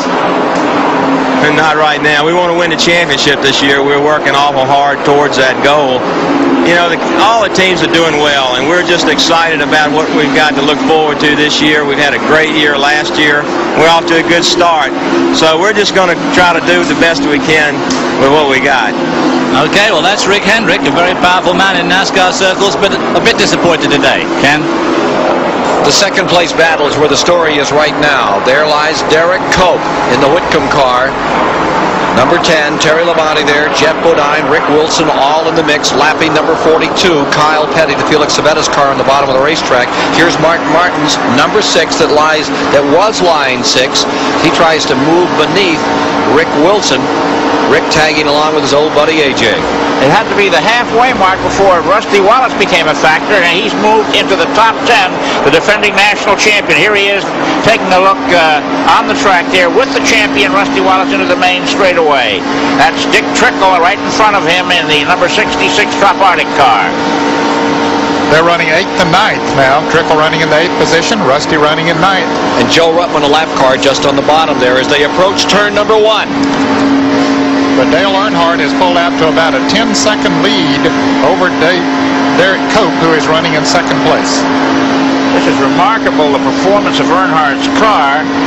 10 seconds is an unheard of lead here these days. Now, looks like Atlanta at the end of the season.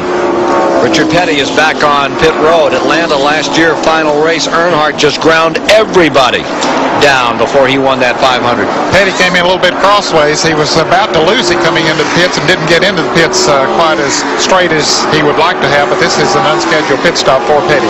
Right side tires, maybe going around for left side too.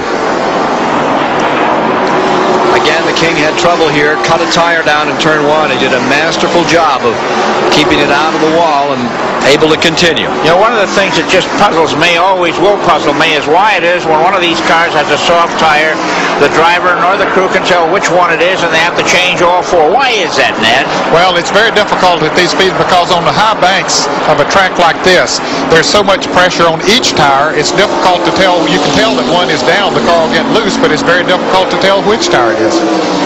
Dale Earnhardt continues to blitz him here in the Daytona 500, looking for his first win in the Great American Race.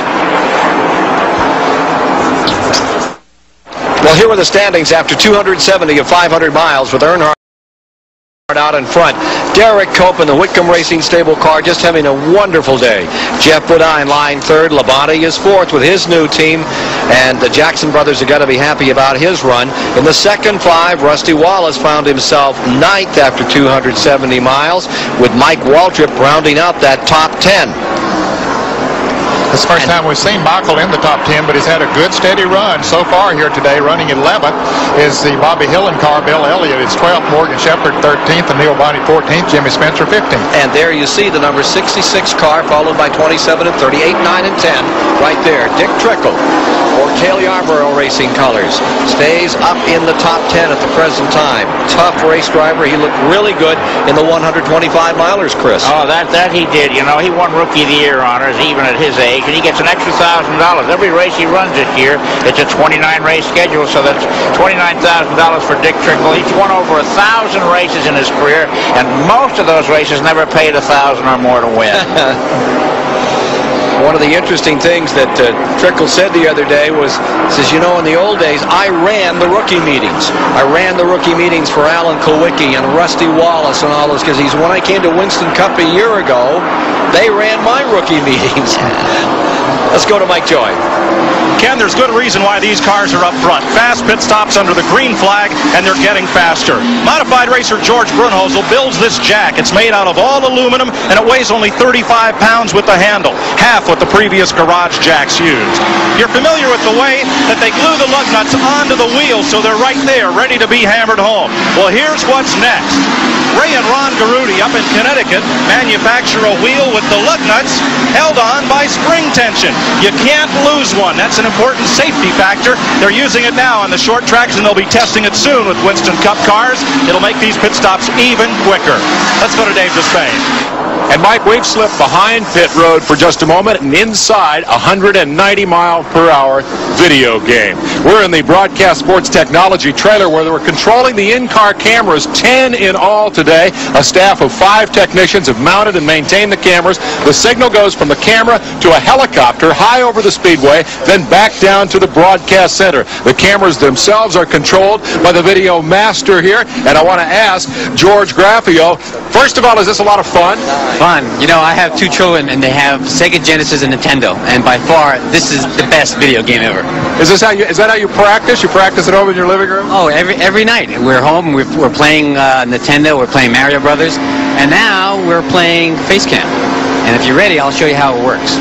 Basically, you press this button here, and with a small button, you have Facecam. And here you have Mark Martin behind the wheel. And back again, you press another button, and here you have bumper. This is bumper cam, and the output of Mark Martin's back of his car. With another small push of the finger, we have, again, front over his shoulder.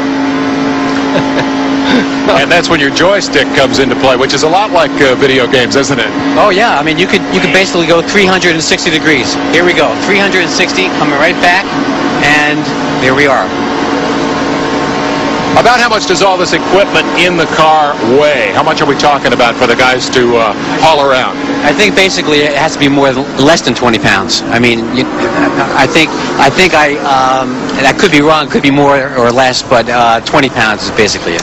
Point is, the technology's come a long way over the years, hasn't it? Oh, without a doubt. If you remember the first time we done this in 1981, I think we just had one static camera, and now we can rotate 360 degrees. We have an output of 3 different cameras in one car. I think we've come a long way. If you like the pictures, here's the guys who make it possible. Let's go back topside and see Mark Martin pit. He's running in 6th position. You see behind him Richard Petty running several laps down. Dave Marcus in his 23rd Daytona 500. But Mark Martin's pit crew is out on pit road with the signboard ready to bring him in. We'll see if he does come in the next time around. Not that lap. You can see there is the man out with the pit board. Remember, he has fallen back to 10th now. Up to 9th has moved Michael Waltrip. To 8th is the Rusty Wallace car.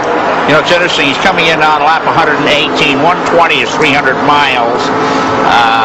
Last year in the firecracker race, he had it won, except he ran out of fuel.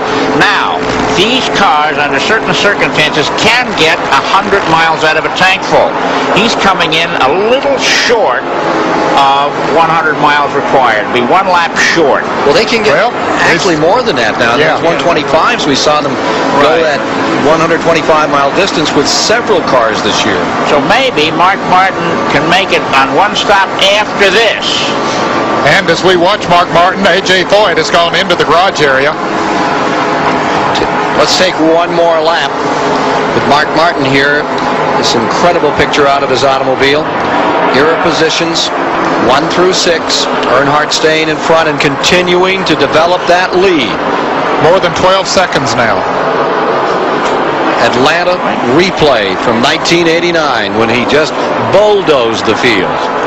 A.J. Foyt has gone back to the garage, we're sorry to report. You know, it's been 18 years since A.J. won one of these races. 18 years, and not today for A.J. Oldsmobile colors of A.J. Foyt out of it. Here's number 9, Bill Elliott, scooting around and picking up a spot.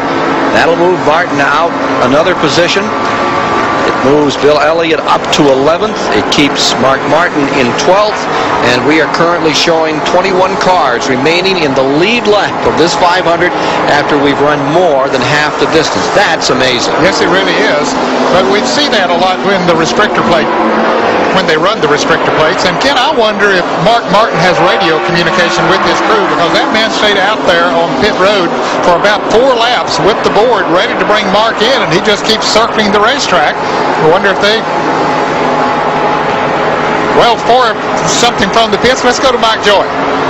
Mark Martin's team was out there with the pit board. That was Troy Martin with a signboard. Last time they only got those 2 tires, and they thought really they needed 4. Martin says the handle is going away. Then he thought he could ride it a while, and now they put the wrenches down for the moment, but they're ready in case he loses too much ground. They'll have to bring him in to keep from losing a lap. Now watch Mark Martin at the wheel here. Watch his eyes, how he looks up at the mirror. So many times he constantly monitors that mirror. You can see the whites of his eyes as he looks up to see who's behind him. Now he was talking to his radio, to his crew, says, I'm coming in. He gave the signal for the car behind him, so evidently he is coming in now. Let's follow Mark Martin in car number 6. He's been a serious contender thus far, staying up in this lead lap. He may have trouble, Ken. He pitted only 28 laps ago, so he's coming in awfully early. Well, he didn't come in that time. Yeah, I thought he was giving a signal to the car behind him that he was coming in. Let's go to David Hobbs. Well, just to go on what Ned and Chris said a few minutes ago about drivers not knowing when they've got a flat tire and which one it is. Well, the thing is that these radial tires have such incredibly stiff sidewalls. I mean, they really are very, very stiff. And doing a couple of 100 miles an hour, the centrifugal force means that these tires retain their exact blown-up shape. And the only thing that happens is as soon as you hit the banking or any other corner, the tire that is loaded and is flat, ultimately, of course, deflects. Now, there is a safety thing that's coming out. Bill Elliott's car has on board an infrared gauge that reads the temperature of the tire across the shoulder. This is exactly the same as those guys, the Goodyear guys, when they come into the pits, they stick the needle in and take the temperature of the tires. Well, Bill Elliott can read the temperature of his tires all the time he's going. Now, NASCAR have mandated that he can only do that for safety reasons, to tell if the tire's going down, because obviously it'll suddenly start to get hot. And in Europe, Jaguar have been using a device that tells you when the pressure is dropping in the tire. And I'm sure that these are things that we'll see introduced very soon on all race cars in the form of safety. Ken? Still waiting on Mark Martin to see if he is going to draw in here. Here's that battle that continues for second place. 8-second interval by which Earnhardt leads over the red and white car number 10, Derek Cope. Then number 11, Bodine in the Junior Johnson Ford runs third. Rick Wilson's Oldsmobile, number 75, the yellow car, is in fourth. In fifth is Ricky Rudd's Chevrolet. And sixth is Terry Labonte with seventh, Rusty Wallace. Eighth, Mike Waltrip.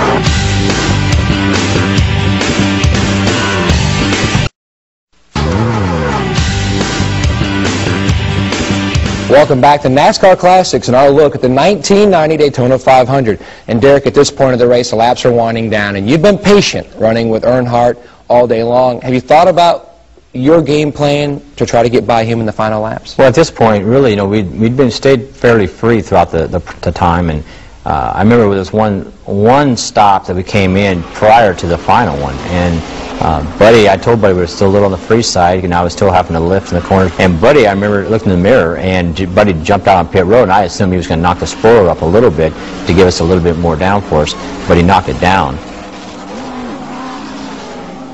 The first thing Buddy said on the radio was, "Okay, now," he said, "you're going to have to hang on." And I knew, of course, what he did, you know, but at that point, he felt like that, you know, if we were going to have a shot to be up front, and he still thought there was going to be something else happen, and sure enough, it did. Now, there would be a caution with 12 laps to go. Were you and Buddy on the radio talking about the decision whether to pit like some of the other leaders or stay out? It was pretty much Buddy's decision. I mean, I was one at the time, you know, you really had to put a lot of, you know, support into what decisions Buddy made. He had the experience, and I think at that point, Buddy was, you know, everything that he had said and told you had come to fruition. You know, there would be a late caution. We would have our opportunity. And that still raises, you know, goosebumps, you know, because, I mean, it followed out, you know, the way it should. And he said, we're going to stay out. And he says, they're going to have to pass us. And he said, you're going to have to, you know, drive wide open the whole time. And he said, you know, now's the time. So now you're on old tires. Did you know what your car could do on old tires? Had you practiced that at all during speed weeks? No, we really had never practiced on, you know, really old tires. Anytime you're at Daytona and Talladega, though, I mean, you can hang on with tires with that many laps on them, but certainly new tires still are good at keeping the car in a position on the racetrack you need, and they're worth something initially. Well, let's see how it all shakes out as we return to the 32nd running of the Great American Race, the Daytona 500.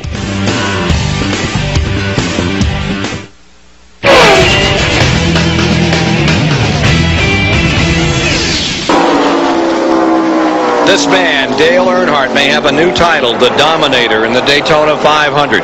He now leads by better than 12. Earnhardt may have a new title, the Dominator, in the Daytona 500. He now leads by better than 12 seconds. There's the interval back to that flock of cars running for second, third, fourth positions. Derek Cope, Jeff Bodine, Rick Wilson. And then behind them you see the number 5 car. That's Ricky Rudd. And that yellow machine that is running in the 5th position. Terry Labonte's machine is running in 6th just behind that group. Further back in the field, you see in 7th Mike Waltrip's number 30 car. In 8th is Rusty Wallace. 9th is Bobby Hillen. And 10th is Dick Trickle. Now you see the yellow car number 5 there, and then that black machine.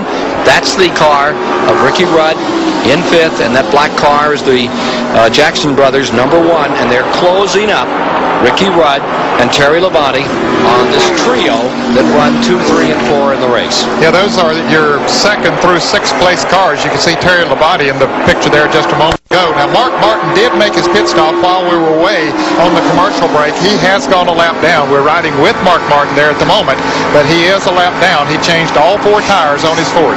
The average speed at 120 laps was 160.666 miles an hour for Earnhardt, but the record for the 500 miles was set 10 years ago by Buddy Baker at 177.682. But it's interesting, the way Earnhardt is going, he may lap the field, and the first time that will happen, or the last time it happened, was in '76, and before that 1975. So Mr. Earnhardt really is showing us his hand today. Buddy Baker really missed here today, not being part of the program for the first time. His team just wasn't able to come together, and so he's had to sell the team off, and the man that won that race in 1980 at 177-mile-an-hour average is not in the starting field. Here's Mike Joy. Well, if there was a gas gauge in Mark Martin's car, it would read full, and a tire gauge, it would read new.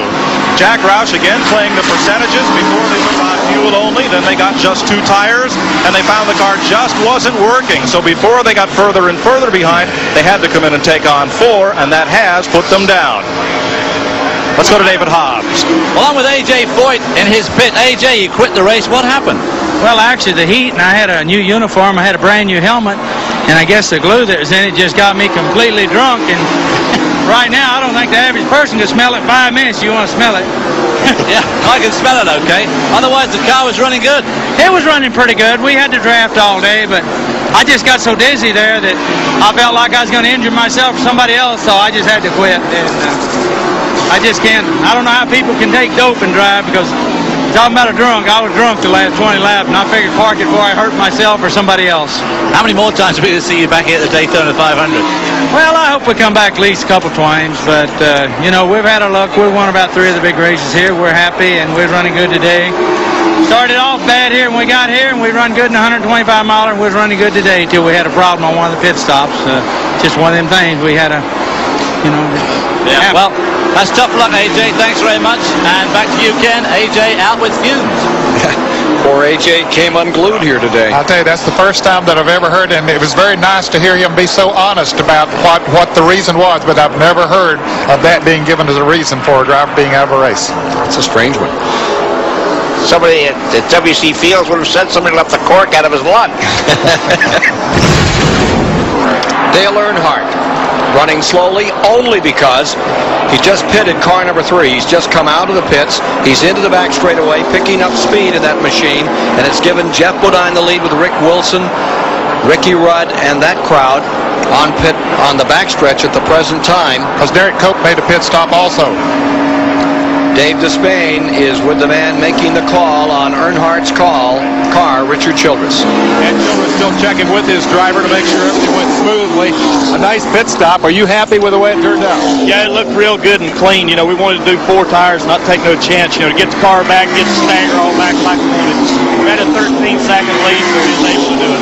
My question is, how much do you want to lead this race by? How are you determining how far out there you want to run, how hard to run the car? Well, we wanted to get about 12 seconds on them then to do a 4 tire and be real safe in case they done 2, but we want to lead last lap. Are you going to continue to press for that big lead from here, or are you going to lay back a little?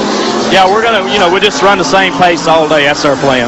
That pace has been right around 48 seconds, high 47s when he was clear of traffic. It built a huge lead before the pit stop. Let's see what Childress man can do now with a fresh horse. Dale Earnhardt's pit stop, though, was 23.9 seconds for the 4 tires, while Derek Cope's stop, he got 2 tires in 15.5 seconds. The interesting thing to me is the timing of the stop. Earnhardt is going to have to make 1 more stop for fuel before this race gets a checkered flag. Wilson, Marlin, Michael Waltrip, Nick Trickle, Neil Bonnet, all making green flag stops. Jimmy Means, Lake Speed at this point. Jeff Bodines, number 11, is your leader. And number 5, Ricky Rudd, now takes over in 2nd spot. 3rd, number 1, Terry Labonte. Front 3. The fourth car would become Rusty Wallace. Remember, he started way back on this field, Chris, and he's developed himself a contender now. Took his time. You know, his drive has not been the typical Wallace swashbuckling, wall-to-wall, hard-charging drive. He's been very consistent, and he's doing extremely well up there in 5th place with 150 miles to go. And he started 38th on the field. These are green flag stops. Earnhardt willing to give up that lead for that 4-tire change. This is the battle for the lead. And here's Rudd alongside Jeff Bodine and going for it. The Ford on the inside, the Chevy on the outside. And Rudd makes it look relatively easy there. Both of those drivers will have pit stops coming up here very shortly as well. You know, there's only been 2 caution flags so far to Pure since 1975 when they had 3. But 3 of the first 4 Daytona 500s were run with no yellow flags. Here's number 5, Ricky Rudd, now out in front, and Rusty Wallace, who's carved his way up through the field. He's come in for fuel now. He's on pit road. This is your front 3 cars, Ricky Rudd in car number 5, Jeff Bodine in car number 11, and Terry Labonte in car number 1. Looks to me like number 5, Ricky Rudd's getting ready. He ran that car out of fuel in a 125-mile qualifier, and he's diving onto pit road. Here's Rusty Wallace pulling back on the track after he stopped for fuel and rubber. And he's already has it up in 3rd gear as he goes on to the banking now as he heads into the turn.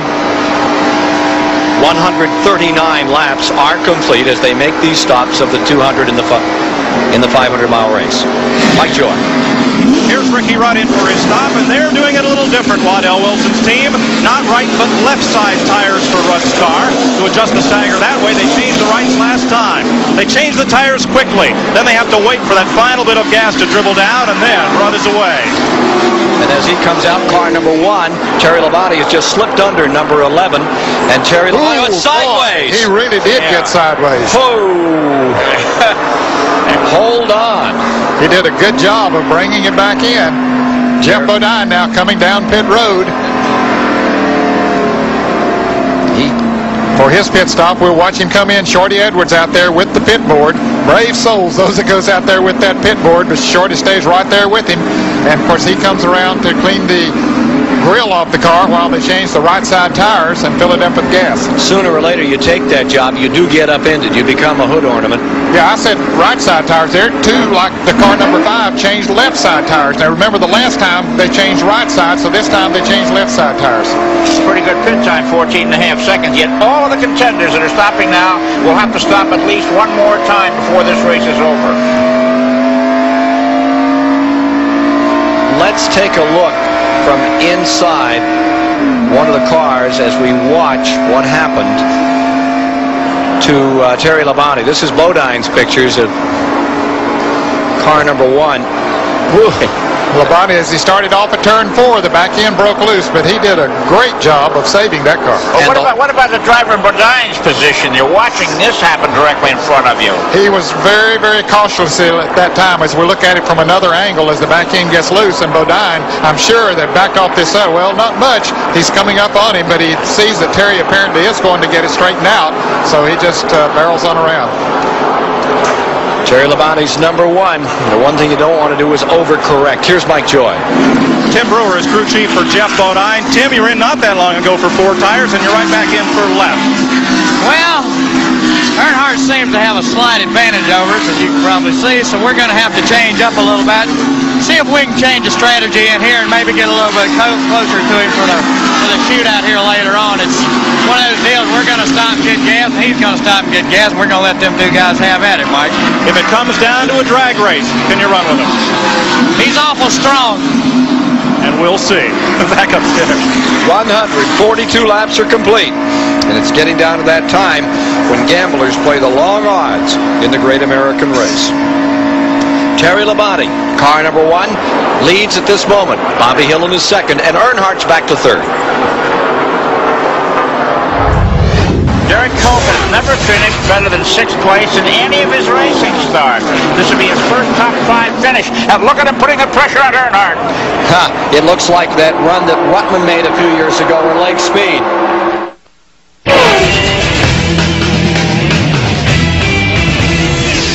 There have been 19 different 500 winners in the 31 previous races, and these people are looking on to see if there will be a 20th today and a guy named Earnhardt. You know, the battle for victory by manufacturer, Ford holds the lead with 7 victories, and Chevy is second with 6. It could tie it if Earnhardt wins today, making it 7-all between Ford and Chevrolet. And for Earnhardt, this is his 12th time in the 500. Let's take a look at how this field is assembled as we get down toward the finish. Earnhardt lapping Larry Pearson coming out of turn 4 is most definitely in command of this race. On the backstretch, here you find the second place car. That is number 10, Derek Cope, in second position with his Chevrolet. Running all alone. The third position is car number 11. That's Jeff Bodine in the Junior Johnson Ford. There's Darrell Waltrip with him. Of course, Darrell Waltrip is 2 laps down. Dave Marcus in car number 71. They're putting a lap on Sterling Marlin, not in car number 94. There you see the next car back, 4th position, yellow and white car, Ricky Rudd. He is maintaining 4th position on the field. And following him is car number 9, Bill Elliott, is being shown in 5th place today. And Bill Elliott, his mother Mildred in the hospital up in Atlanta. We want to say hello to her and Bill's dad George, who are watching the race this afternoon and certainly sitting there cheering Bill on. Having a good run here, folks, and certainly we want to wish Mildred a speedy recovery. She's been in the hospital since last November, and our prayers and best wishes go out to her and hope that she will continue to improve. And Ken, she has shown improvement in recent weeks. You and I both talked to George Elliott this morning, and it was good to hear that Mrs. Elliott is steadily improving. And George said he thought that Earnhardt was going to be tough. Let's go to Mike Joy. Well, one spot behind Bill Elliott is Rusty Wallace, wearing new colors this year. We've not been in the pits of the Winston Cup champ today, but he's in 6th place, and that's one better than he's ever finished in the 500. In fact, his average finish here is 21st. Harold Elliott, for a team that came down here without a lot of horsepower, you folks are hanging on pretty well. Well, you know, we had some problems, Mike, with the car and the engine. It was off a little bit on both ends. It would just took us a while to get it sorted out. You know, it's a new car, and we had a lot more work to do than we realized. We came down the track and changed after the 24-hour race, and our car had loosened up, and, well, we got it fixed, and we're hanging on. But I tell you, if anybody's going to beat Earnhardt today, they're going to shoot his tires out. That may well be. Let's go to Dave Despain. We're down here with the guys who are looking out for snipers with a 27-second lead. That's about all that can stop them. The team of Dale Earnhardt, do they look confident? Do they look secure? Well, they do indeed. The only possible glitch is that last pit stop. They tell us it will come about lap 180, give or take a lap or two. And right alongside the youngster Derek Cope's crew gets ready to try to challenge this juggernaut. Juggernaut it is, this car number 3, as we get down to the last 25 laps, 25 to go. Here in this 32nd annual Daytona 500 for $2 million. We saw this lead first being held by this man. Then Schrader came back to take it twice. His car went up in smoke, and it has been an Earnhardt story ever since.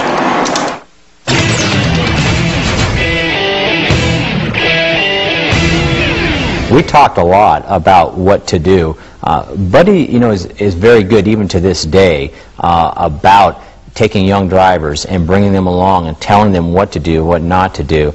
And Buddy instilled some things in me prior to starting the race. The fact was that, you know, we had a good enough race car that we could squeeze back on the throttle, we could lift, we could take care of the car all day and just stay out of harm's way. And he was adamant that there would be a caution late in the race and that we would have our opportunity to get a win. And Dale was just, you know, he's flat out. I mean, Dale's running wide open. He's out there and he's putting ground between us.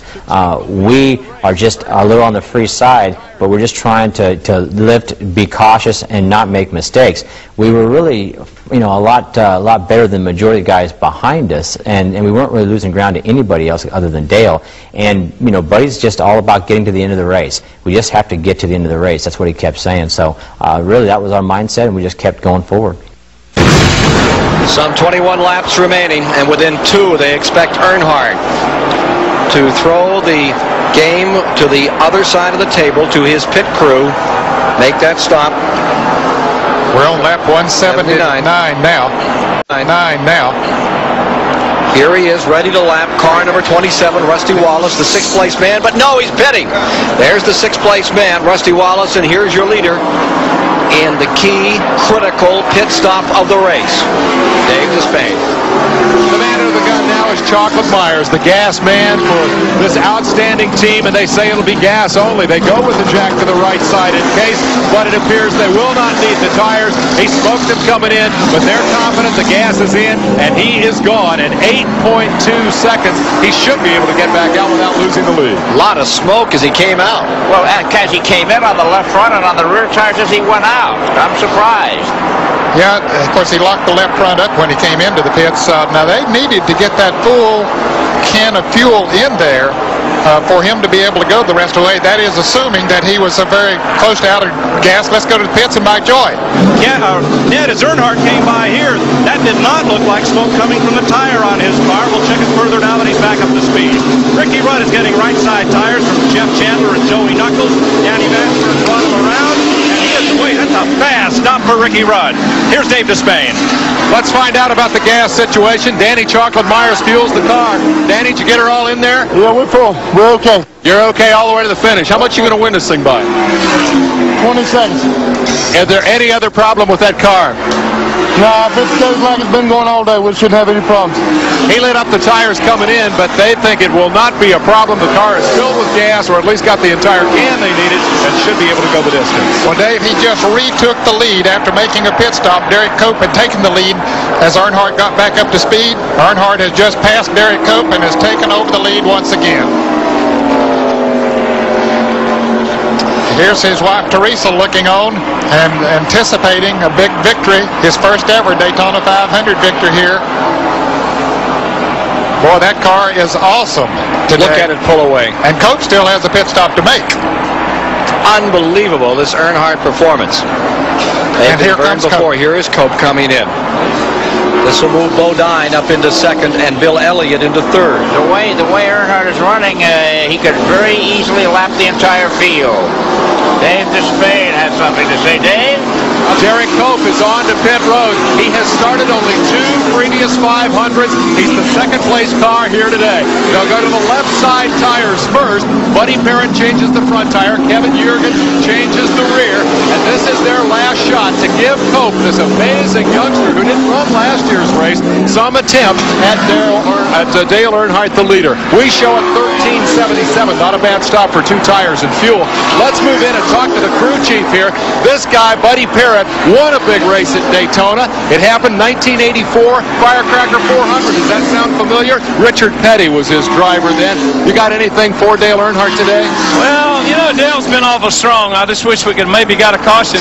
They put on 4 tires earlier, and Dale's been real strong ever since he's been here. My hat's off to Keith Thornton. I'm telling you, automotive special engine today in this pure later Pontiac, and we had put Rain-X on that windshield right before we started, and this thing's really been slick all day. Come what may, tell me about Derek Cope. You've won with Richard Petty here, but this youngster looks very impressive. I'm going to tell you what, he's got a big, strong heart, and we're going to go a lot of places this year with him, and you know, he's run real good. Bob Wickham's really providing everything for us to do it with, and we're just real happy about everything. A veteran crew chief and a young driver writing quite a story in this Daytona 500. In 1984, Cale Yarborough won this race back-to-back, second straight year. The man in second was Dale Earnhardt. Dale Earnhardt intends to fix things this year and win this race.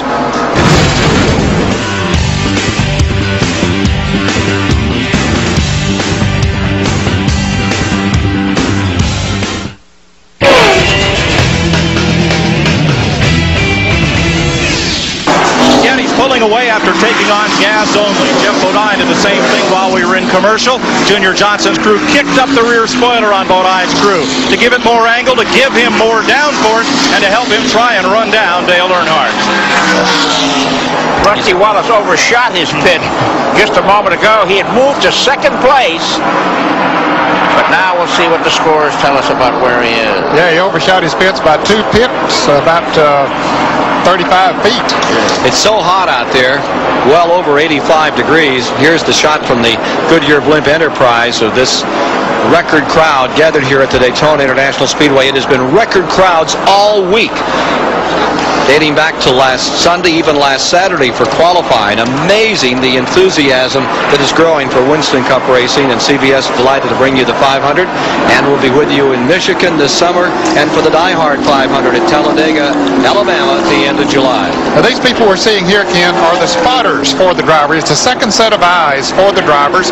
If there's trouble up in front of them, they notify them. They normally look about a quarter of a lap ahead of their driver, and they have communication by two-way radio, and they'll tell the driver what's going on. And in many cases, they're clocking the cars and letting the driver know how fast he's running, and also if he needs to change his line on the racetrack. Now, Dale Earnhardt doesn't need to change his line because, boy, he's had it right all day, it seems like. I think they're saying fold the tent and pack the tools. Earnhardt's got everybody covered for just a moment, and it's Earnhardt in first, Labonte in second, Elliott third, Jeff Bodine in fourth. There's Terry Labonte, currently being shown in the second position. What a tremendous run for the Jackson brothers. And the Elliott stable now is being shown in third spot.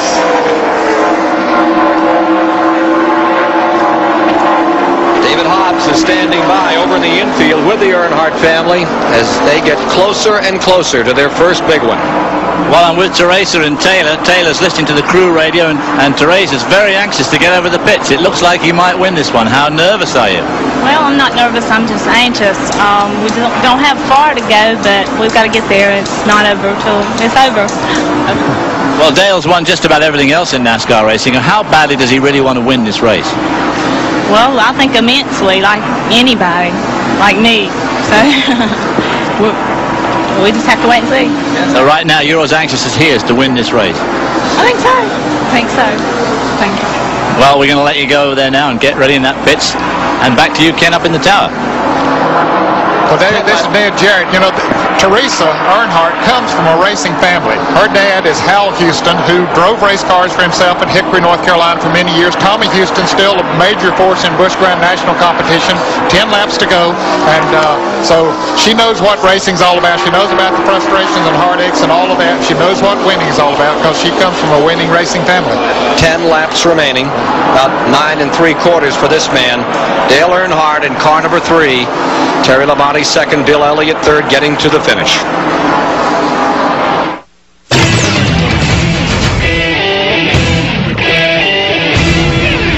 We're pitted right here, and 5 pits or 4 pits down is the 3 car.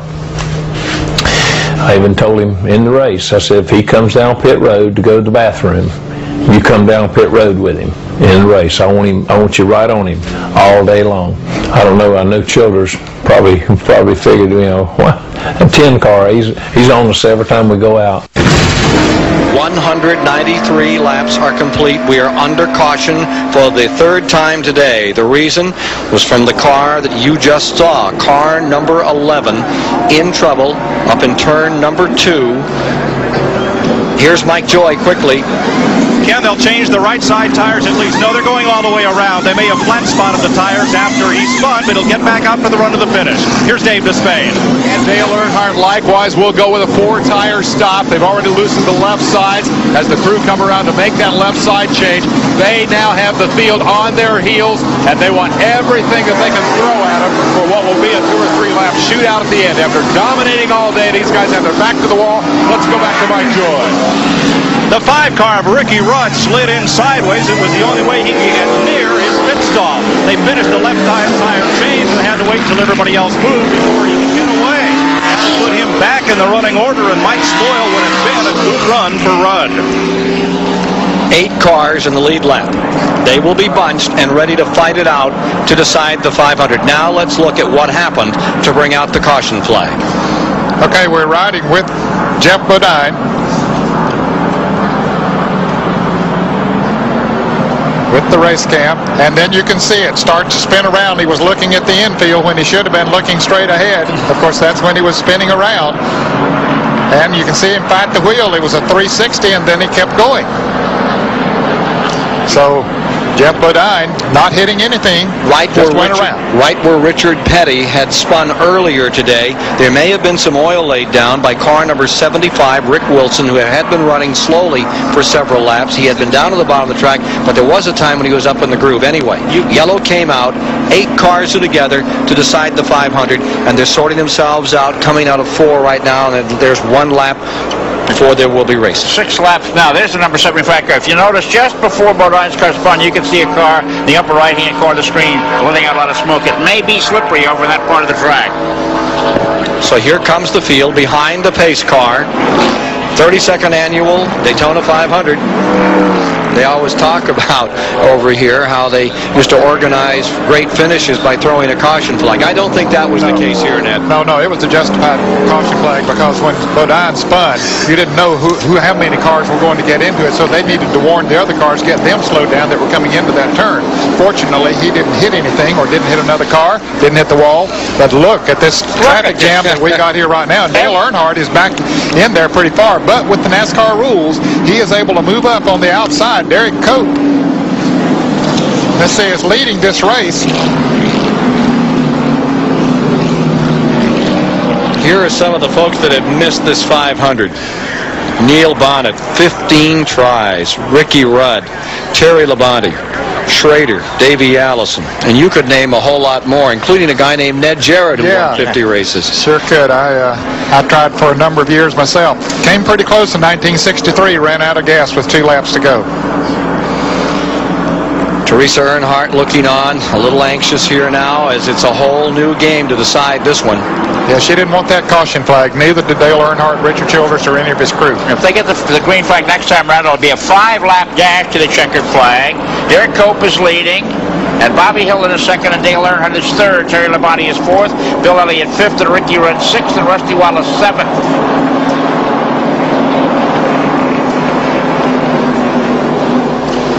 Jennifer Finney there, Derek Cope's girlfriend, looking a little anxious as he leads the field down. Cope in the Whitcomb Racing Stable car up in front as they get ready to sort out the 32nd 500. There's Bobby Hillins, number 8, right there in second spot. Dave Despain.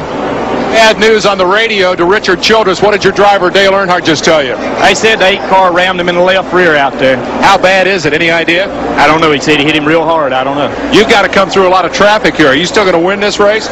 Who knows? You know, we got 5 laps to go. I'll guarantee you Dale will be trying. These guys are not happy. They've complained to the NASCAR officials. The contention is that Bobby Hillin hit Dale Earnhardt in the left rear under yellow, and when they go back green, he'll have a damaged race car. Let's go to Mike Joy. No comment from the Hillin pit. Terry Hyde is on the radio trying to anticipate the flag and tell his driver to go and win his second Super Speedway 500-mile race. 5 laps to go. Hillin won at Talladega, Alabama. His only Winston Cup win. Car number 8 lies second. The black number 3, Earnhardt, third with 5 to go. 4 3/4. Jeff Bodine right on his bumper. Bodine brought this caution flag out, but he's still running in the 4th position. Now Earnhardt trying to make a move on the inside of Hillin, taking over second. And brings Bodine with him. Derek Cope on the outside, down on the inside. A little crack in the windshield perhaps on the right side of car number 3. Earnhardt goes into first. Yeah, he didn't waste any time. Evidently, that bump didn't hurt him. We didn't see anything there as we watched Teresa Earnhardt watch Dale Earnhardt come around. And Earnhardt still shows the dominance that he's shown here all day long. That traffic behind Earnhardt is fulminated mercury. Anything could happen there. They're so close, so fast. A snarl of cars just behind the leader. Down to 4, Earnhardt has separated himself as quickly as possible from the remainder of the field. Bodine, number 11 on the inside. On the outside, it is Bill Elliott. Elliott is up to 4th. They're showing Bodine as a lap down, Ned. Oh, really? Bodine a lap down. Okay, I didn't realize he lost a lap during that spin. Pulling back up on Earnhardt comes Derek Cope in that red Chevrolet number 10. And the car number 1 of Terry Labonte right in there running in the 3rd position. Derek Cope has never finished better than 6th place in any of his racing starts. This will be his first top 5 finish. And look at him putting the pressure on Earnhardt. It looks like that run that Ruttman made a few years ago at Lake Speed.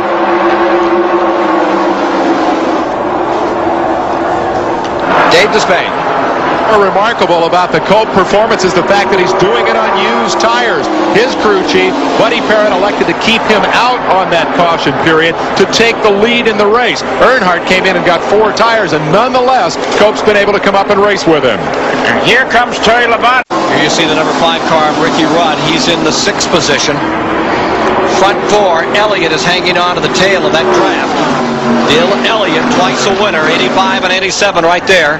Jeff Bodine being recorded as a lap down, giving us these incredible pictures as they get ready to sort this one out. Number 3, Earnhardt in front, and Derek Cope, driving the race of his career, stays in 2nd place. The Spanaway Washington campaigner moves in again on number 3, Earnhardt.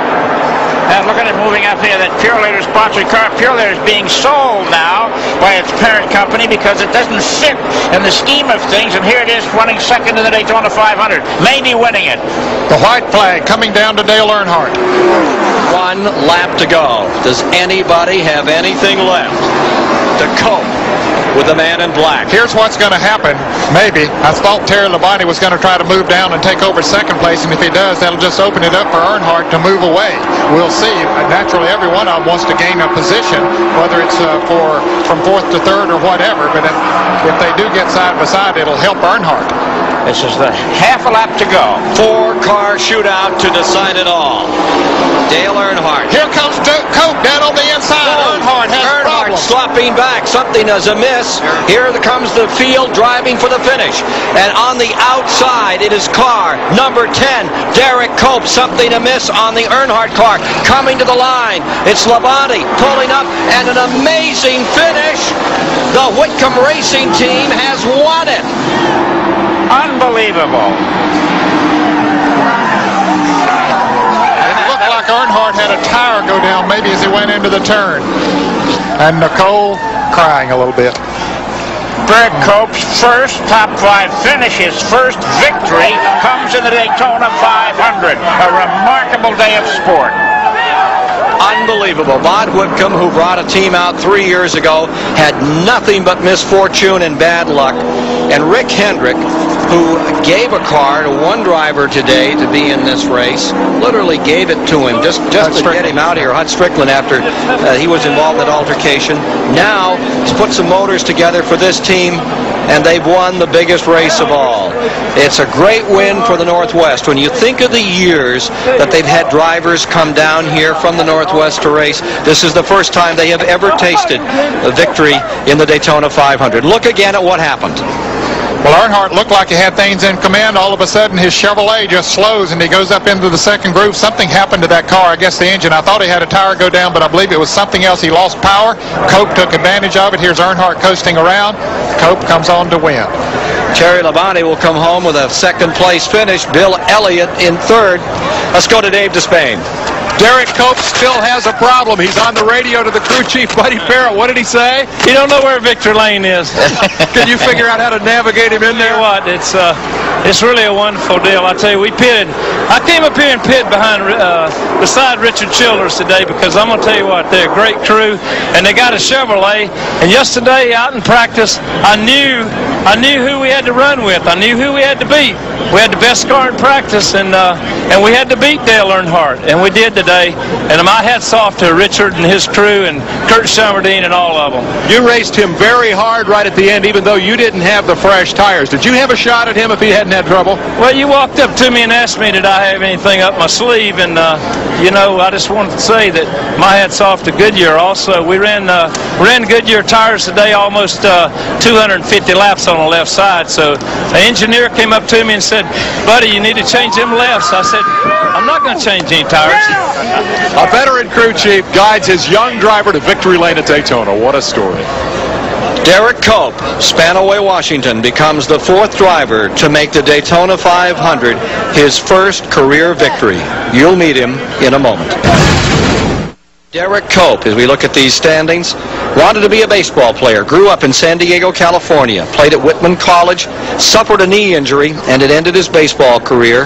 And at 21 years of age, he had never been near a race car. His brother had one, he tried it, he was hooked, and he's been with it ever since. Let's go to David Hobbs.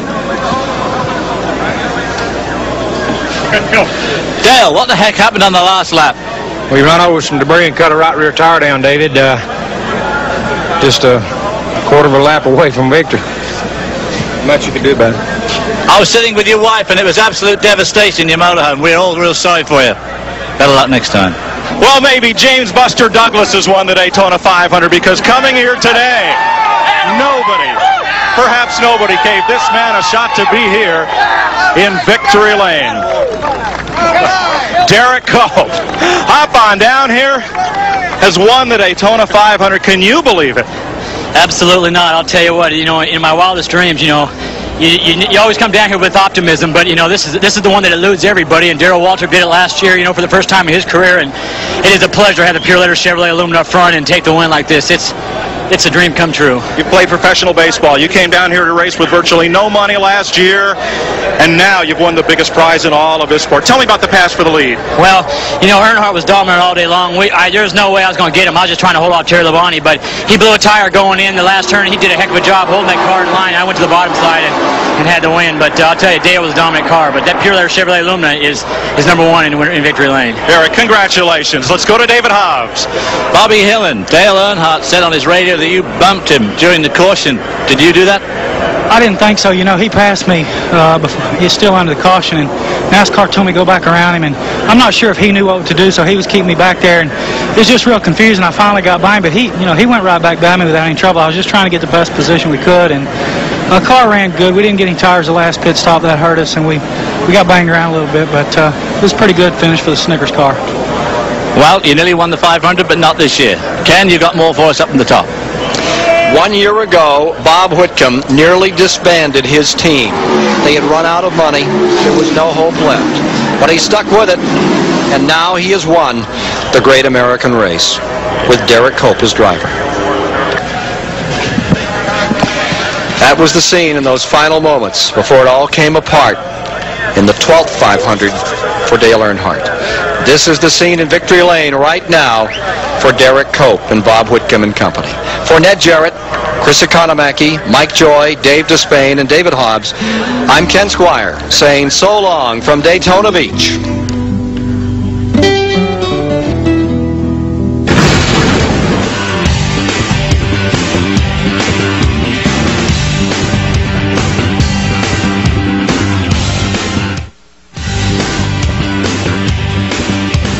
I knew that the only way we could win the race would be in front, because we just needed to let Earnhardt do the draft, or let whoever draft by us, and then we'd be with them. Derek, like I said, Derek's a hard-nosed driver, and he wasn't going to take anything, and I knew that Derek got into him, and spun him out. I saw it to the day.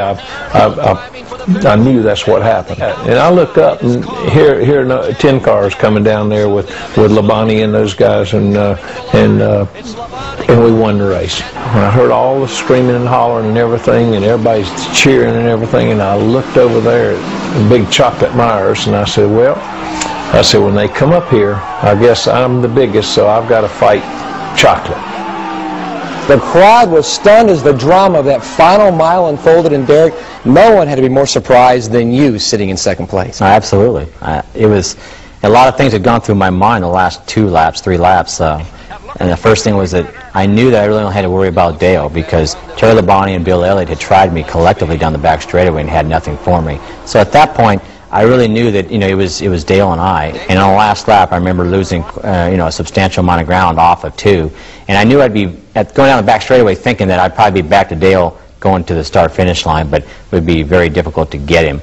And then right towards the end of the back straightaway, you could see that there was something going wrong, and there was some debris hitting my car, and all of a sudden we drove off into 3. And Dale went in there, and the car turned sideways, and masterfully the guy, collected the car. I thought we were going to crash. I thought we were all going to wreck, because he was sideways right in front of me, and the car just moved out of the way, out of a Days of Thunder movie, and basically drove right through the bottom wide open, never lifted. Looked back in my mirror and saw Terry and Bill, and they were, a number of car lengths behind me, and I knew then that coming off of 4, if I didn't lift, that the Daytona 500 was mine. I mean, it was your first career NASCAR Winston Cup victory and the Daytona 500. I mean, how did winning that race change your life? you know, you tell people you're going to win the Daytona 500 and nobody, you know, believes you, and then to go accomplish that, you know, that early in my career, it elevated the notoriety extensively and kind of thrust me towards the forefront. When you talk to so many drivers that have won the 500 or big races, they always say that, yes, they took the checkered flag, but for them, most of the special moments actually took place away from the racetrack or, you know, in post-race interviews or post-race appearances. For you, what was special after you took the checkered flag? Well, the first thing that really came to mind, obviously, was victory lane, and you know, getting out of the car and going through that process, you know, and experiencing, you know, taking the hats off and talking to the media. I can remember to this day the warmth on my face of two situations. One in victory lane, just looking up in the sky and feeling the warmth of the sunshine on your face, and then the very next day I got on a commercial flight, and I remember walking up. Of course, in those days at Daytona, the planes are outside, and you walked up the ramps to get in the plane. I remember stopping at the top and looking back and over at the speedway, and you can just get a real warmth and a sense of what you'd accomplished and how gratifying it was, you know, for the accomplishment. For 199 laps, Dale Earnhardt was the front runner at Daytona, but fate stepped in on that final mile. Richard Childress will use the remains of that notorious tire as a way to focus his team on the NASCAR Winston Cup Championship. When the season wound down, they would be crowned champions, but hungry to return to Daytona to avenge their frustrating loss. For Derek Cope, I'm Matt Yoakum. Thanks for joining us here on NASCAR Classics, the 1990 Daytona 500.